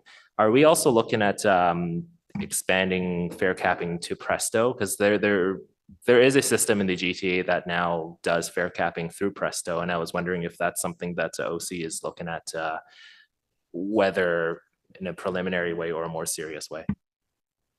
Mr. Chair, yes, we've been looking at that with Metrolinx for some time.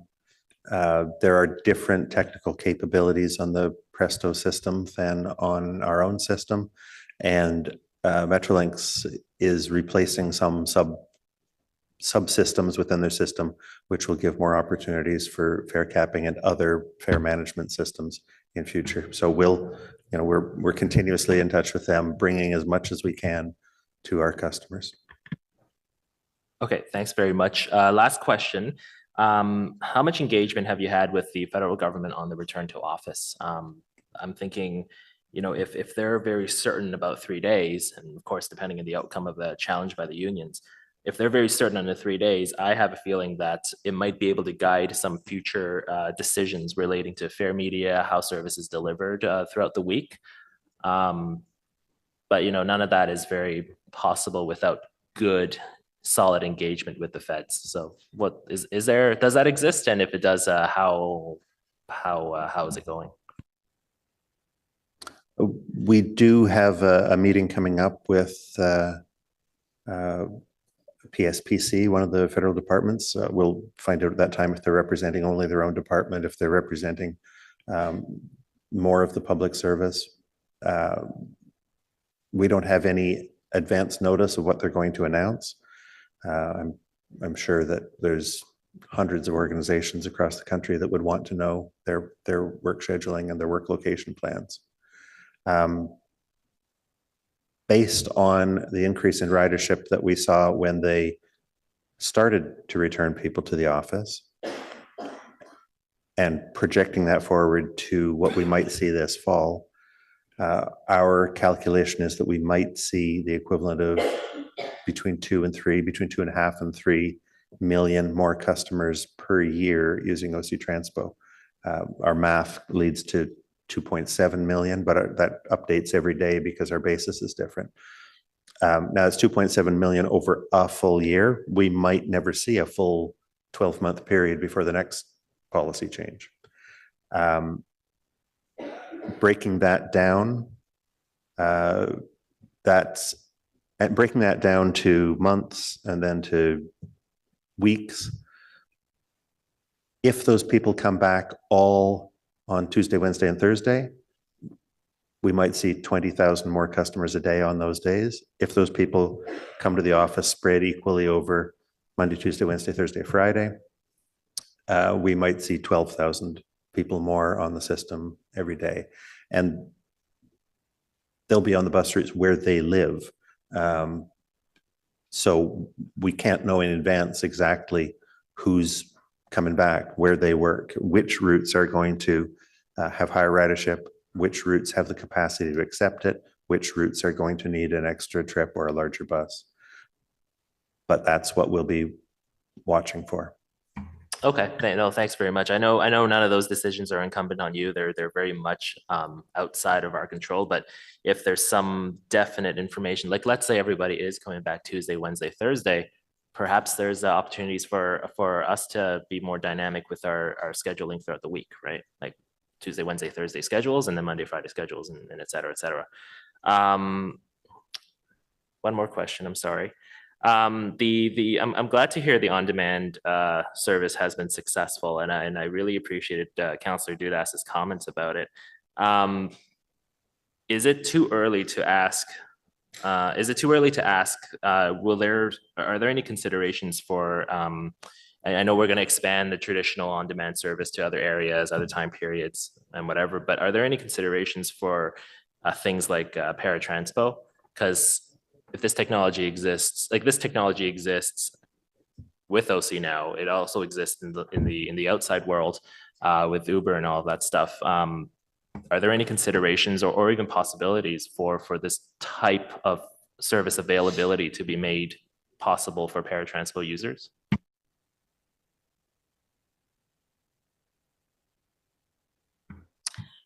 Chair, we'll come back because I have asked staff to work on something. I don't want to promise things that I will not be able to deliver, but we are working on something. Okay, sounds good. Thank you. Thanks. Can I just a follow-up? You had mentioned the numbers for the public servants coming back. I think you said 20,000 if they were coming back Tuesday, Wednesday, Thursday, 12,000 if it was over 5 days. What's our current daily ridership look like?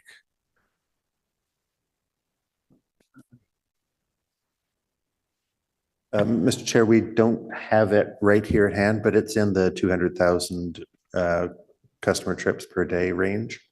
Okay, so we'll be looking at about 10%. Maybe. Increase. Yeah, maybe. Actually, Francois is going to look some things up and we'll come back to you in a couple of minutes. Councillor Leeper. Thank you very much. Thanks for a good presentation. I'm really pleased. I just want to say that every time we ask you for more data in this term of council, we've been getting those additional metrics, and it's good to see. And then just speaking as a customer, I track every trip I make this year out of the house, and it turns out that about a quarter of my trips involve transit. So I'm on it frequently, and I have noticed the difference in cleanliness on the bus. I've noticed the difference in cleanliness on the LRT, and from a customer's perspective, it's appreciated. A couple of quick questions and some comments. When a customer's fares are capped in a month, are we counting that as a pass when we're looking at how many passes have been sold? Mr. Chair, that's a very good question, and I don't think we've thought about it yet. Okay, I would suggest that there are probably at least some people whose fares have been capped in a month. I don't know why somebody would buy a pass in it right now when they can simply tap as they go and they're capped. Quick comment on that front. Many of my constituents are unaware that they have to use the same media when they tap in order to take advantage of that monthly tapping. You can't use your phone and then use your card and then use your watch and then use your card between debit and credit. You need to use the same media each time in order to get that monthly capping. I'd love to see that message reinforced with customers. Yeah, Mr. Chair, and we will continue to push it hard.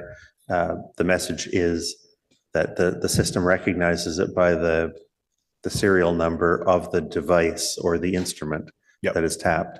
And even though a card, a phone, and a watch all feed back to the same account, our system doesn't know that and can't know that because that's all part of banking financial security. We just know that card number or device number such and such has been tapped. Yeah. And that's also why it's important for people to deliberately pull their card out of their wallet and tap the card specifically and not just move the wallet, because if the MasterCard's in front of the Visa or the Presto card's in front of or behind, the device is only going to read whatever it establishes radio contact with first.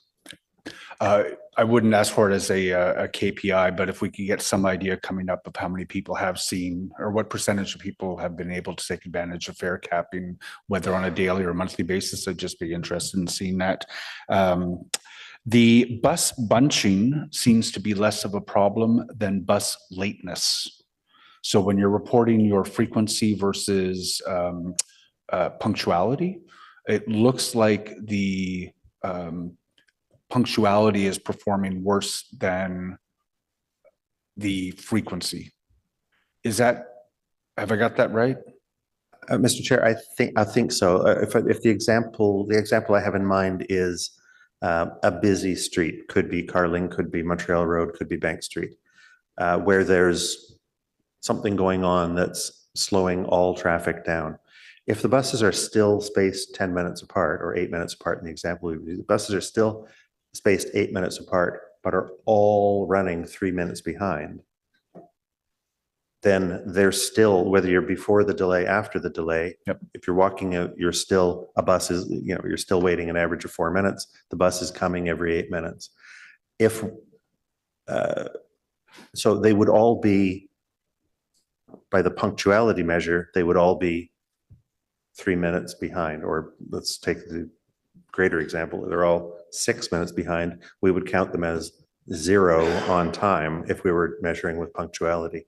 But if they can maintain their spacing at 8 minutes apart, and using Councillor Lowe's example, if they're all 8 minutes behind or they're all 16 minutes behind, the punctuality is still important to us operationally because we still have to manage getting the staff members to complete their shift on time and getting to the point where they change what we call a relief point, where the new operator steps on and takes over for the previous operator.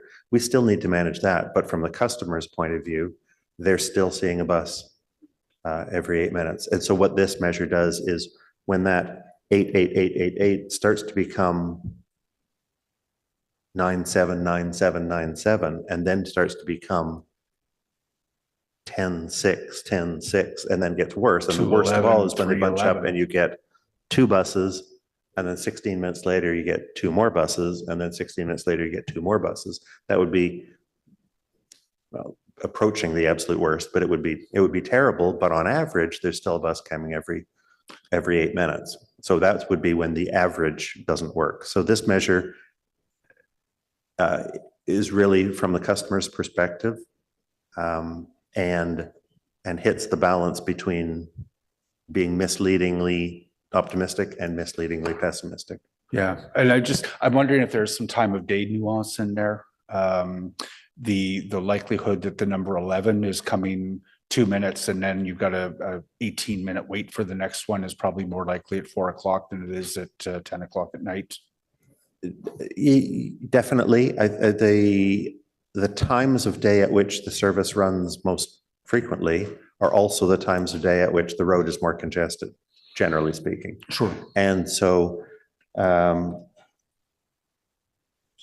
okay, just to say that, and no surprise to anyone that rush hour traffic is worse in the afternoon than it is in the morning. Yeah. And there's differences also. Our ridership is generally more spread out over the afternoon and more concentrated in the morning. And so the effects of it are different, and the measure, you won't always get the same measure in the morning and the same results of the measurement morning and afternoon. So when we're doing our route by route, time by time, trip by trip diagnostic internally, we'll be looking at a lot more detail than these roll up numbers that we present to the commission. The numbers were striking, and we're not going to solve anything today, but the numbers were striking for me, and that frequency is less of a problem than punctuality. Makes the punctuality problem, in my mind, that much worse. Just given that, we've taken those frequency, that frequency issue off the table, it's punctuality is, and that's where it's most important, right? Is those less frequent routes. So. And I agree completely. These are the difference between transit service being a continuously supplied stream of service and sort of appointment based. Yep. The difference between catching a O train or catching a train to Montreal every 5 or 10 minutes, every 2 hours. If you miss the train because you got there a minute late, there's another train coming, you probably think of it almost as much of a continuous service as the water when you turn on a faucet. Yep. But the train to Montreal, every 2 hours, the bus on Kilbourne every half hour, the bus to an employment location that comes maybe 3 times in the morning and 3 times in the afternoon. The time is much more important for those, and that's what we're reflecting. Okay. February 98.7% service delivery, March 98.8, April 98.6, May 98.6. It's flat. The maintenance backlog, we are told, has now been addressed. What's it going to take to get that number moving back up again? Chair, the traffic. We're aiming for 99.5, right? The traffic is now on top of our list. And I would ask Troy to talk about initiative that TOCC is taking. And my view is we still need to continue to work on the maintenance plan. We're not there yet, but we are going there. And when we'll be very stabilized, we will be able to have extra buses, extra bus drivers, so we can put exactly some people ready to go just to insert between two trips to make sure that we will be able to continue to maintain our 99.5. And I can tell you with my experience, this 1% that we're looking for will take time, will take energy, will need money to be achieved. Because it's easy from 96 to go to 98 because 96 is so bad. And we knew why. We didn't have the buses, we didn't have the bus drivers, so you don't have service. Now we have the bus, we have the bus driver.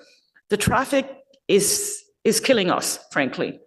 And we have what we call the CLC break that we introduced when I just arrived.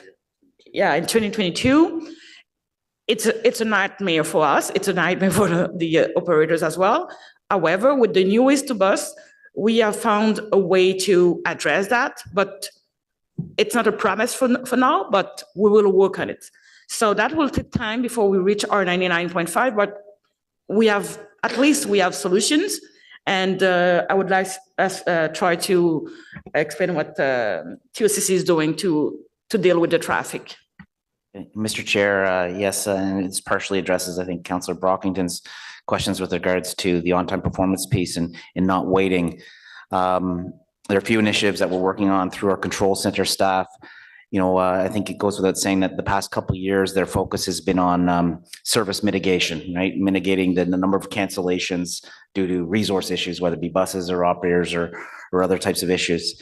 So as we're addressing and as we're seeing, the bus availability being less of an issue, the operator availability being less of an issue, they're starting to turn their minds back to, okay, how can we look at service quality, service management, and what new service management techniques can we implement? As we've been going through this period of time, we've upgraded our system within the control center as well. We've moved from an in-house built COBA system that was 20 some odd years old to a new CAD system from Clever Devices. And there's new tools and techniques that are in there that give our control center staff more line of sight as to what's happening on the street. So the steps that we're taking right now is we've engaged a group of supervisors, superintendents. We've been getting them out, speaking with operators as to what they're seeing their observations are, and identifying some of these tools in this new system that will help us better look at the quality management. And, it's things that we're exactly talking about here. You mentioned bunching, that's something we're concerned with. That's something, how can a controller, what actions can the controller take? What reports can they generate, in real time from the CAD system so that they can make adjustments and have that line of sight that they need. So we're at the early stages of that, but there are a number of initiatives that we're working on with our control center staff, with our supervisors, to focus on that quality management piece. And the on-time performance is a big piece of that. We know that new ways to bus and increasing in running time will address some of the trips a lot of the trips undelivered due to traffic and service adjustments. It'll also address, as Madame Amilcar mentioned, the undelivered trips associated with having to give an operator their legislated break, which is a big transition to us. It's really about right now, how can we leverage our tools better to focus on the quality management and shifting our mindset from service mitigation to quality of service, and we're doing that now. But I think what I'm hearing from Madame Amilcar is you can get your insight into what's happening on the ground and you can generate the data, but it sounds like you're going to have to free up resources or get new additional resources that can be deployed on an as-needed basis before that data is going to be of much use. And the freeing up of the resources is something you are working on. The additional resources is obviously up in the air. Yeah, Mr. Chair, that's correct. And, part of it as well is reviewing, things like you've heard us probably talk about in the past of having extras, what we've referred to as an extra. Well, it's not necessarily an extra resource. It's a bus that's assigned to cover, if there is an issue somewhere, use that extra to fill in so that we don't have to cancel a trip. So it's looking at, where they, are they being effectively utilized? Are there new locations that we need to put them at? Looking at the change of the route network and where those pinch points are. We've typically had these extras assigned at end terminus stations, but one of the things that we're looking at is having them more midline. So you can have a bus cut in midline, because, say that trip, one of the, the longer trips that we still will have, if it starts running late at the beginning of a route, maybe we can put in that extra midline so that from a customer perspective, they don't, whether it's a new bus or not, they just want that bus showing up on time. So those are some of the strategies that we're looking at too as well. So it's about freeing up resources, but as well, the effective use of the resources we have and leveraging the tools that are now available to us. Amazing. Last question for me is sealing the plinths through the trench portion of the LRT line. Why are we doing that? You said to extend the life, but should that not have been done at the beginning then? Why are we sealing the plinths? Mr. Chair, to answer the question, the work is required work. It is identified as a deficiency that should have been completed. It's work that does need to happen and move forward now, unfortunately. But we partnered that work up with some of the work that we knew was going to be impactful already with regards to with the tunnel. Okay. The station leaks near Rio Station, so we partnered that up. But that was work that, yes, that does need to be completed to ensure that the long-term stability of the line there in that location. Thanks. Yeah. So not proactive, but correcting the deficiency. That is correct. Okay. Thank you. Thanks for that clarity. Chair, thank you. Okay. Thank you, Councillor. Councillor Tierney is up next.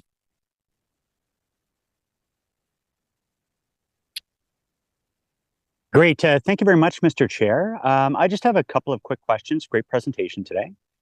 The first one is in 2025, the last week of May, we're going to have 3,000 delegates attend our city that are municipally elected with the FCM AGM.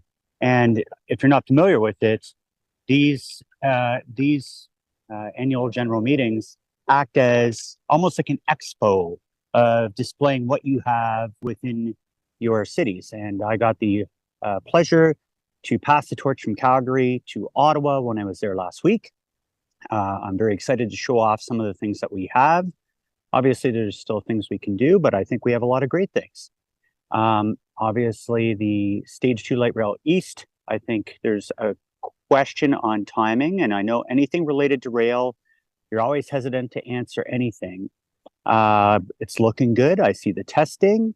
It's 11 months out. Do you feel confident to some degree, and we will be reaching out eventually in the next little while to help build those tours to show off parts of our city? Do you think the segment 2 in the East End will be open and available for ridership by May 2025?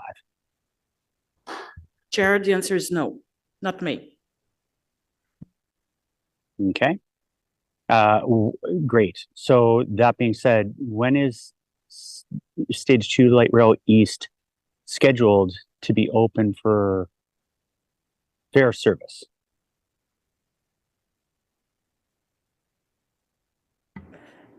We can come back, but we anticipate that could be during the summertime.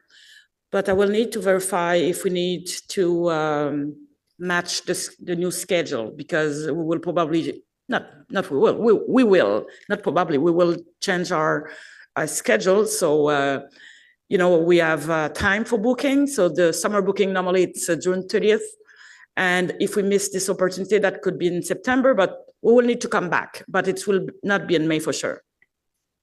Okay, well, that's honest. I guess this would be continued the second slippage on this East End extension. Would that be correct? I'm just trying to time it because I keep telling people we can't promise anything on rail. We want it safe because, let's face it, Stage 1 is still not really rolling. So we want to do it correct. But this would be the second slippage in time for the East End segment. Can we expect more frequent updates as we get closer, just so we know in the East End what we can present to our constituency?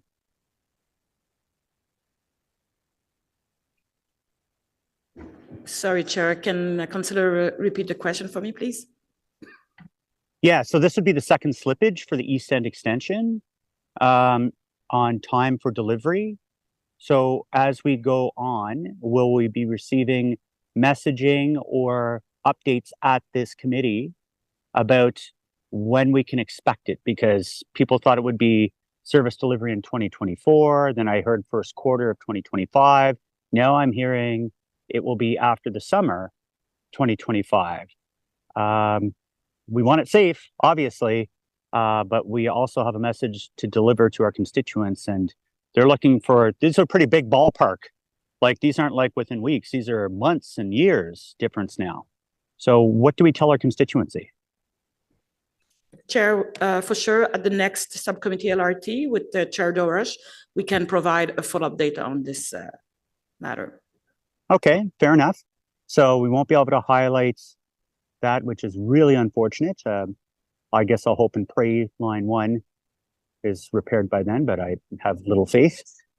Second is related to the buses. Now, I get trains. You can't promise on those because we've experienced the worst. But when it comes to procurement of buses and electric buses, and where we've had some challenges, and our current bus fleet is very dated. I've just been to Calgary, and I've been to other cities, and they've all upgraded their fleets, knowing their timelines. But we're being very progressive in the money we receive from the federal government for electric buses. That is slipping now too. So how many buses would be on the road that we could showcase in our city by May 2025? Just an estimate. I'm not looking down to the number. I'm looking for, are we talking we're going to take delivery of 10 more, 50 more, 100 more by that point? Chair, we have actually 4 e-buses, and we're waiting for 26 at the end of this year. So we should have 30 e-buses on the road in May next year. Perfect. If everything is okay. Okay, certainly. So that at least that's a silver lining. So the 30 e-buses, that's good. And again, we'll be in touch over the next 11 months on how we want to really present our city from especially environmental perspective. That was the message I delivered in Calgary, that we're doing a great job on moving ahead. Obviously, the trains and the engineering, that's one thing. The buses, at least we know we can control that. The last question I had is related to these final tranches of work for the connections. I appreciate we have to shut down the segments to connect to the east to test more and all that sort of stuff. That's great. But when will the final construction schedule be complete, specifically for the Montreal Road interchange going under it? Because the traffic flows, as you know, and I want to thank everyone. It took a while to get everyone to the trough to drink, but we finally figured out, yes, there was a massive backup, and we still have a couple more stages to go ahead on this. Is there like a cutoff date with our contractors where we say, you must complete this work by this date? Yeah, Mr. Chair, we work very, very closely with the rail construction program and our construction partners in KEV. There's regular meetings on all fronts. I don't have the dates right here, but that's something that we can come back to the light rail subcommittee and give you an update on that as well too. Okay, great. And in this last episode, because we've experienced it over and with the year slippage and still continued, and we've been promising to people, this is it, and then there seems to be more where they have to keep extending the time frames, the traffic backup situations. It's kind of ugly. The one thing I've noticed during this entire project is the lack of paid duty police officers. I'm certain that there is obviously police officers are busy dealing with protests and things downtown, but at the same time, I find they're closing a lot of segments of roadways to avoid the company having to pay for paid duty officers to keep the traffic flowing. Is there any requirement within our contracts that prevent them from simply closing roads to avoid paying for paid duty officers? And if so, Or if not, who in the city is overseeing that? Chair, unfortunately, I don't have Michael online, but this is something that we can answer to Councillor Turney today, or maybe at the other Transit Commission if you want to. Yeah, if take a week, whatever. I just want to know, A, is it on the contractor? Because the Highway Traffic Act's pretty strict about when you have to have paid duty officers when you close the road. Apparently you don't. So, if I was a company trying to make money, I would say, yeah, we're just going to close the roads. We're not going to pay officers. And if that's the case, it's creating more and more gridlock for all this additional slippage. And I think we have to legally exercise whatever rights we have to keep the traffic flowing and reduce the closure times. People are tired in the east. There's only two ways to get through, as I mentioned, Montreal Road and Innis. Obviously, the highway's clogged already. And this has been a very bad situation over the last little while, and I want it to end. So if you can get back to me with that information, I would appreciate it. And I'll chase it through other channels after I get the answers to those questions. Thank you. Okay, thank you. Councillor Hill. Thank you very much, Mr. Chair. I just want to drill in a little bit on the new scheduling for the new bus route plan. I heard that people will have some electronic access, but I just want to highlight that I understand that we don't have a firm date when we're looking at the opening of the line 2 down to Riverside South, and I can understand that, but I don't fully understand why we can't circulate an initial draft of the proposed schedules or the concept for that scheduling for the new bus system. Because whether it starts mid-September or early September or the end of September, we can still look at the frequency of the new bus systems that are going to be operating, and that will help transit riders to be able to plan their schedules and their fall activities as they're looking at university and the fall, work schedule and such. So I just wanted to get a bit more understanding for how I can communicate to transit riders and how we are collectively communicating that scheduling transition, because there is a lot of concern that I'm hearing from transit riders about what that change is going to mean to them in terms of their daily lives and their daily commutes come fall time. Mr. Chair, we're looking forward to being able to do that. The schedules are not complete yet. We still have many people working on them a lot and diligently and in a lot of detail at this minute, and continuing for a few more days or a week more. Then there's some publication to arrange, and then we'll have that information available to all. But I can't give a date for that. We're still working on it right now. We do expect it to be within this month, though. Okay, I can appreciate then a within this month response, because certainly that's what I will pass on then, is that by early summer we'll be able to have that discussion and people can start planning their lives. So I appreciate that clarity, and thank you for your time. Thank you, Mr. Chair. Okay, thank you. Councillor Brockington. Hi, Chair. Thanks for letting me back. And I realize it's between me and lunch, so I will try and be as brief as I can. First of all, I want to appreciate staff's presentation on the communication for the bus changes, the route changes. I think that's good. And I think there's obviously opportunities to bundle the pending bus route changes with the opening of the Trillium Line route. One thing that I suggested and have suggested in the past is that particularly along the Trillium Line corridor, OC Transpo consider direct mailings to residents, obviously some of which are existing customers, but also targeting non-customers at this time. We have a brand new line that's about to open, and we want to maximize our ridership. Is staff considering any type of mailing similar to what we did when the Confederation line opened, to make people aware of the Trillium Line, the stations, how much more direct this is going to be, the advantages of taking the line, in addition to the bus route changes information that's going to be shared? Chair, thank you for the question.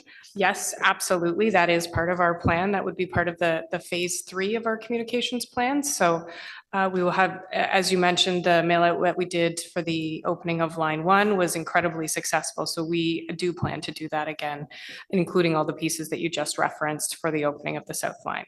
And will that be before the line opens or after? It would be before. Okay, that's great. I just want to transition to Canada Day because I think I heard in the presentation that Pimisi Station, which is one of our 2 stations that serve LeBreton Flats, always intended to serve not just the future community there, but the large special events that are and will be hosted at the site, is not going to be used as a main station for Canada Day. I think I heard that we would be asking passengers who are coming down to LeBreton Flats to use the downtown Lion Station, which is about 700 meters away from Pimisi. Can staff just clarify if I heard that correctly, please? Chair, we're still working with Heritage Canada, and next week they will have media avail, and they will announce what is the plan. So far we are working with them, and we know that Lion is the station that they asked to use to enter to the site. So we will continue to work with them, and when they will let us know what is the plan, we will be able to communicate better to you and to customers. But is Pimisi Station not closer to the entrance to LeBreton Flats than Lion? Like, is there a safety concern that we're not allowing the public to use Pimisi Station? Is that what's driving this? Or is Lion just closer to where we want to direct our passengers to? I'm trying to understand this. Chair, it's really Heritage Canada who's leading that, and I know that they have worked with someone who's very recognized on safety, and they should be able to share the plan publicly next week, and we will know what we will do exactly. Okay, but do they get to dictate which stations are open and closed? Like, we control our own stations, right? So if there's a safety issue, and that is the reason why Pimisi cannot be open, then that's what I'm trying to understand, because this is not the first time Pimisi has been closed. We've specifically built 2 stations at LeBreton Flats to accommodate large events, and I'd like to know sort of what's behind this decision. So if you won't know until next week, until Heritage Canada provides more information, so be it. But I think there's an issue here about safety, and I'd like to understand why this station can't handle large crowds at LeBreton Flats. Chair, again, I will let Heritage Canada answer to that question. However, what I can say, we'll have 14 days with Blues Fest, and people will embark and disembark at Pimisi Station to go to the LeBreton Flats. So there is no safety for us to for those events, but you know, it's Heritage Canada who's handled the Canada Day, so we have to work with them, and we will wait for their requirements. Okay, I agree that Heritage may be the host or the organizer of the event, but I don't think they get to dictate which LRT stations are open or closed. That's us. All stations will be open, okay? This is clear for us today, all of them. Okay, thank you. Just on the issue of free, I'm not opposed to offering free service on Canada Day. I think there's lots of reasons why, but there is a council endorsed motion that asks staff to look at sponsorship opportunities throughout the year in addition to New Year's Eve. This would seem ideal, that there could be a sponsor that covers the cost of running transit on Canada Day. Is this part of your ongoing plan to look for partners to sponsor days like Canada Day? And is there any progress in this area?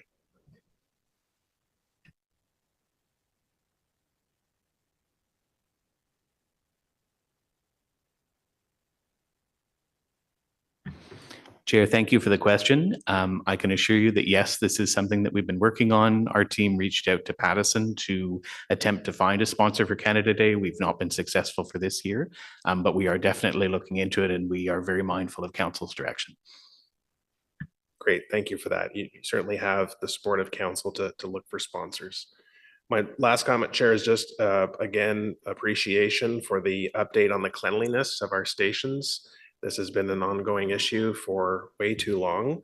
And I think that the report covers off what needs to be said. But again, it's holding our contractors accountable for not meeting all of our expectations in those stations, particularly going into our peak tourist season. We want, the best show and best image for Ottawa, and many tourists do take public transit. So all this to say thank you for the presentation and for holding our contractors accountable to keep our stations clean. So thank you.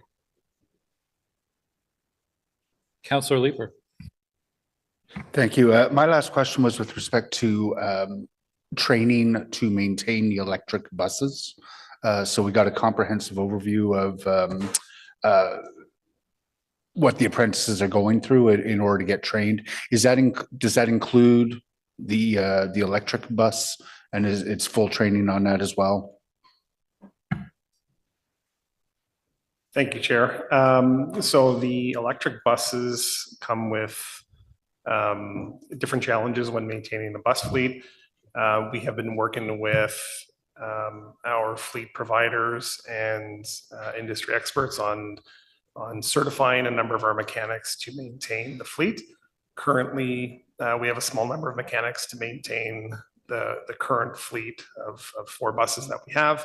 But we do have a plan in place, and it's already underway to train current mechanics and future mechanics in the maintenance of the e-bus. Okay, what's that plan? Well, the plan, it involves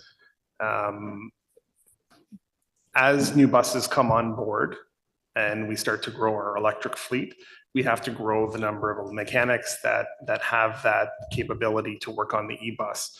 The mechanics that currently do not have those skill sets will learn from the current mechanic set. And as we progress and build the number of, or increase the number of e-buses that we have in the fleet, we will grow the maintenance team appropriately. Currently, the training team is working on creation of curriculum. Sorry, I missed that. Working on delivering. Currently, the training team is working on creation of curriculum to support the e-bus delivery. And our trainers are undergoing some additional training to get up to speed on the difference between a diesel bus and electric bus. When are electric buses, that big first batch, being delivered?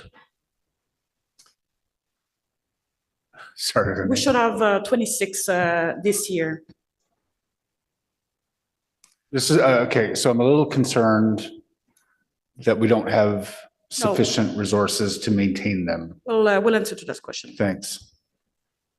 Okay, thank you for the question. Just to supplement what Ken was talking about in terms of the training, I think I'd previously provided the information that the contracts that we have with the 2 vendors for the electric buses includes a component for training. So we will have the supplier of the buses coming to Ottawa to provide a train the trainer program. So Ken's provided some information on the fact that we need to build a curriculum. We need to build that detailed schedule, but we do have the resources. We have paid for those resources for that training to take place. But that training has to get down to the shop floor. Correct.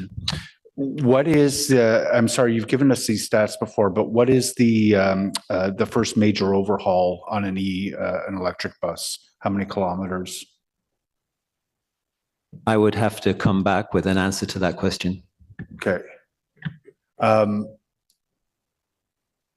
I ask you to undertake to get back to us with the plan to have sufficient resources to maintain the electric buses? sometime in the near future.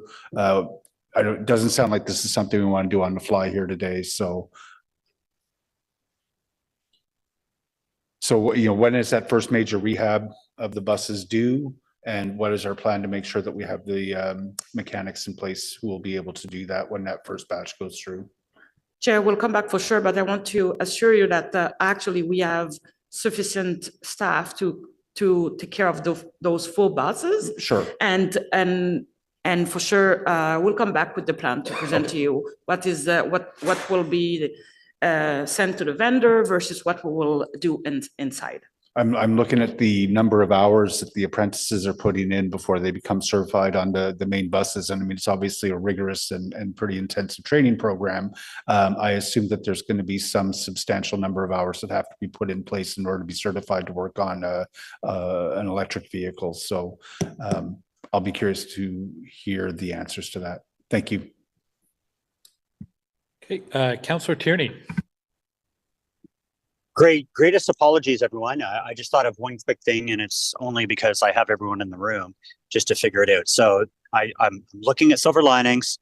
We have 4 buses currently. 26 will be in place for the last week of May. We'll have 30 electric buses. Just a binary answer, yes or no.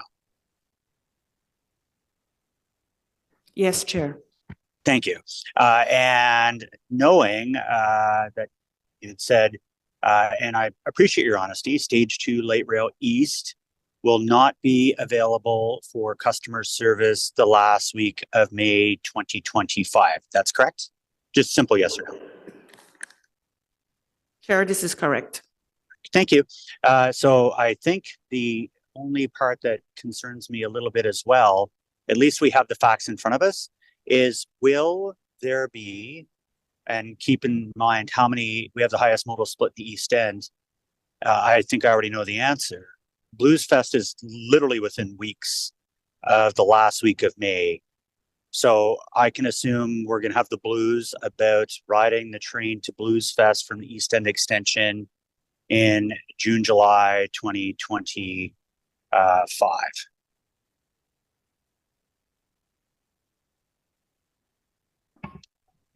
Yeah, Mr. Chair. So yeah, Blues Fest is usually the first couple of weeks in July. Yep.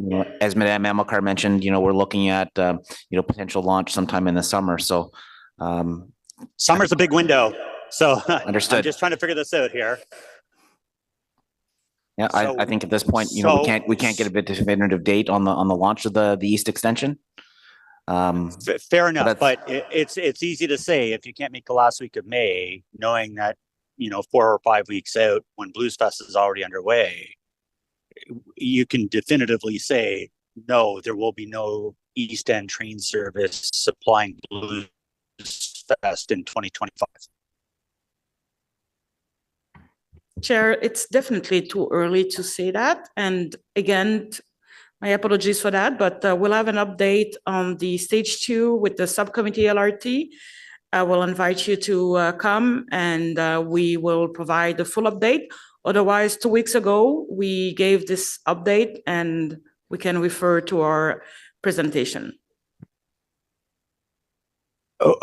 Okay, it's just about, we're trying to deliver a message back to our people. And I guess, we want to bounce between committees, which is interesting and all. This committee meets on a regular basis and deals with people actually taking our public system.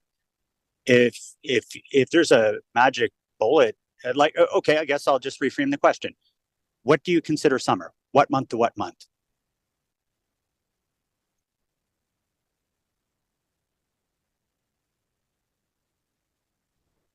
Chair does consider talk about when we will open the East connection. Well, you keep referring to summer. So what would be the start of the summer and what would be the end of the summer? Our summer schedule starts normally June 30th until the last week of August, I would say. Good. So you figure there's still an opportunity for Stage 2 East Light Rail, literally a few weeks after, for Blues Fest then? I mean, let's be honest with people. If it's not going to happen, let's put a pin in it now and let the public know. Chair again, I'm just a little bit uncomfortable to answer to that question now because it will be in 1 year. The first question was if it's May, I said no. Can it be July, August? Maybe. I will need to come back, and I have enough experience now in Ottawa that I should not say a date that I cannot deliver. So I would not promise any day today, but for sure, if the system is ready, we'll launch it. Definitely. Yeah. For now, that cannot be in May. Councillor, I think that's a fair answer from Madame Amilcar. We're over a year away from that window. And I think from our experience in the last year or two with line 2 and line 4, I think that level of certainty you're looking for just isn't available today. But we'll continue to have updates through Light Rail Subcommittee and through Transit Commission. And the closer we get, the more precise we can be on a specific date.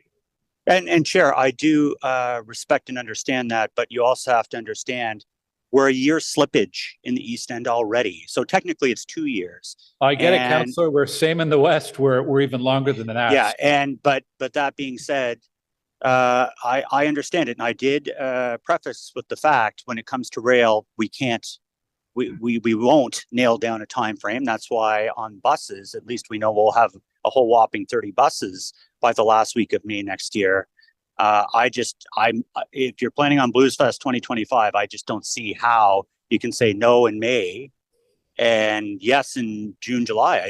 I don't see it. And I think as we get closer, I'm not talking like a month before where we're thinking about flipping a switch. I think there's got to be at least a good 6-month runway so we can inform the public of what's happening. Because, they're basing things on that. The festivals are basing things on that. Our traffic patterns are based on that. And there's only so long we can go on saying we don't have an answer. Being honest is the best way to do it. And if you say, no, it's not going to happen, people would appreciate it. Anyway, that's all I have to add, Mr. Chair. Okay. Thank you. Councillor Lowe. Thanks, Chair. Two quick follow-up questions. I know I'm standing between you and your lunchtime casseroles. The first question is, we talked about the e-bus maintenance and the plan that comes with the purchase of those e-buses, but do the chargers have the same similar provisions built in to ensure that they can maintain it, the vendor can maintain it, and then eventually our own staff can also do the same?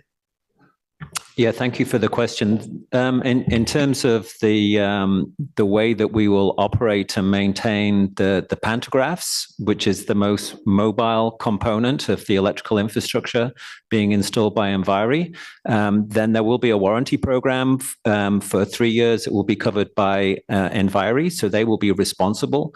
They will have the trained electricians and mechanics that will maintain those pantographs. And then we will transition into a separate contract for the operations and maintenance of all the electrical infrastructure. But that won't come immediately. That will come after time. Okay, thanks. The second question is the 55 Enviro buses that we have left. They're 18 years old. They're based on the delivery schedule of the e-buses. It looks like we're going to be pushing. They're going to push 20 years old. And I mean, even 5 years ago, they were starting to fall apart. Do we see a sort of a change in the demand on maintenance when those sort of go away? And I guess is the retirement timeline pegged to the e-bus deliveries, or is there also an element of it pegged to something else?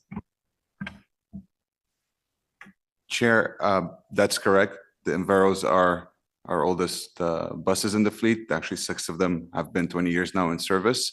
However, if you speak to any of our maintenance staff who have been working in there since we received them, they will swear by these buses. They've been great.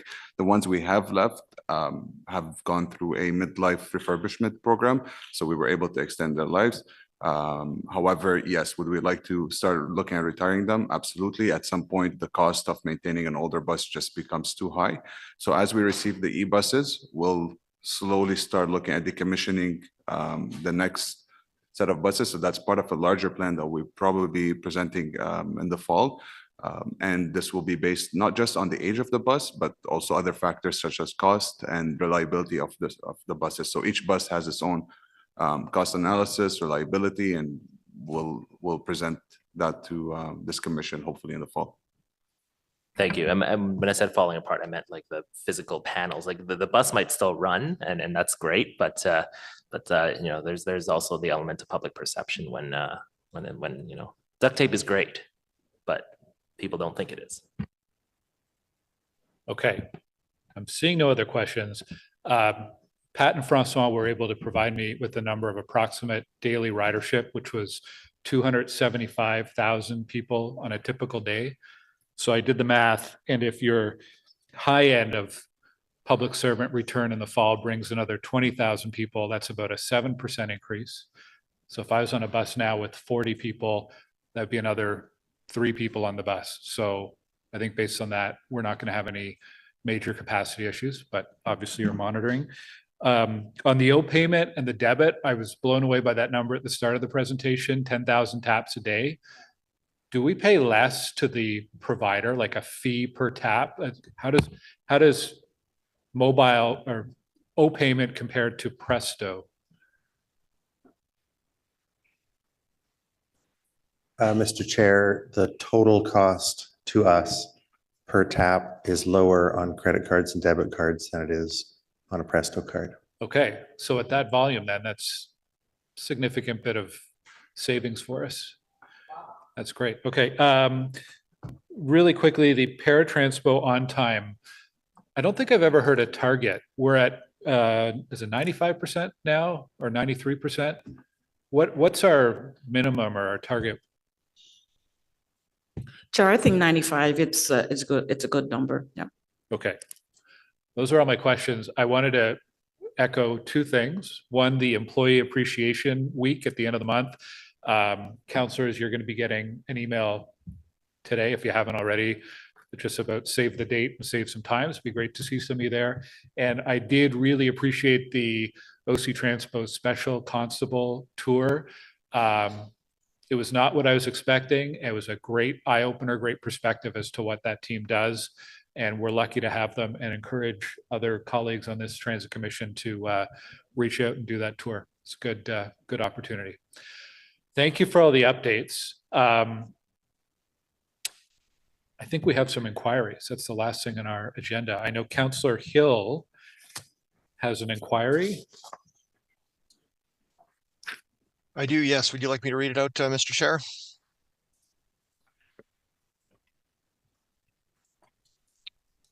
Can you hear me?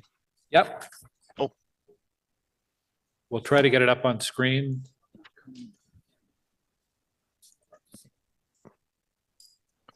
I can start if you'd like. Oh, there we go. Go for it.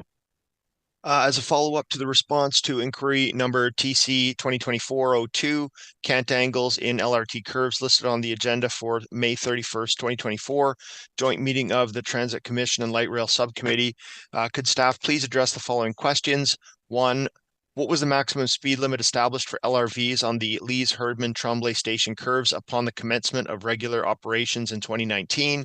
2, did the speed limit change at all between the commencement of operations in 2019 and before the first revised Alstom safety note following the July 2022 investigation?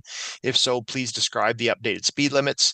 3, if a change was issued to the speed limit prior to July 2022, when was the speed limit changed, under whose direction, and what was the reason given? 4, what is the current speed limit established for the Lees-Herdman-Tremblay station curves under the temporary speed restrictions? Thank you. Okay, thank you. And Councillor Brockington has an inquiry. I do, Chair, and would staff please clarify if there are a maximum number of passengers using a wheelchair that can be accommodated on board a conventional bus, and whether the number of accommodated passengers is different by type, that is by regular, articulated, and double decker. Thank you. Any other inquiries? Then that takes us to the end of our meeting. Our next Transit Commission meeting is September 12th, but we may have a light rail subcommittee between now and then if staff are ready to recommend an opening date for lines 2 and line 4. So maybe before September 12th, we'll see. Thank you to staff at OC Transpo, Renee and your team. Thank you to everyone in the clerk's office and other staff here today. Have a great afternoon.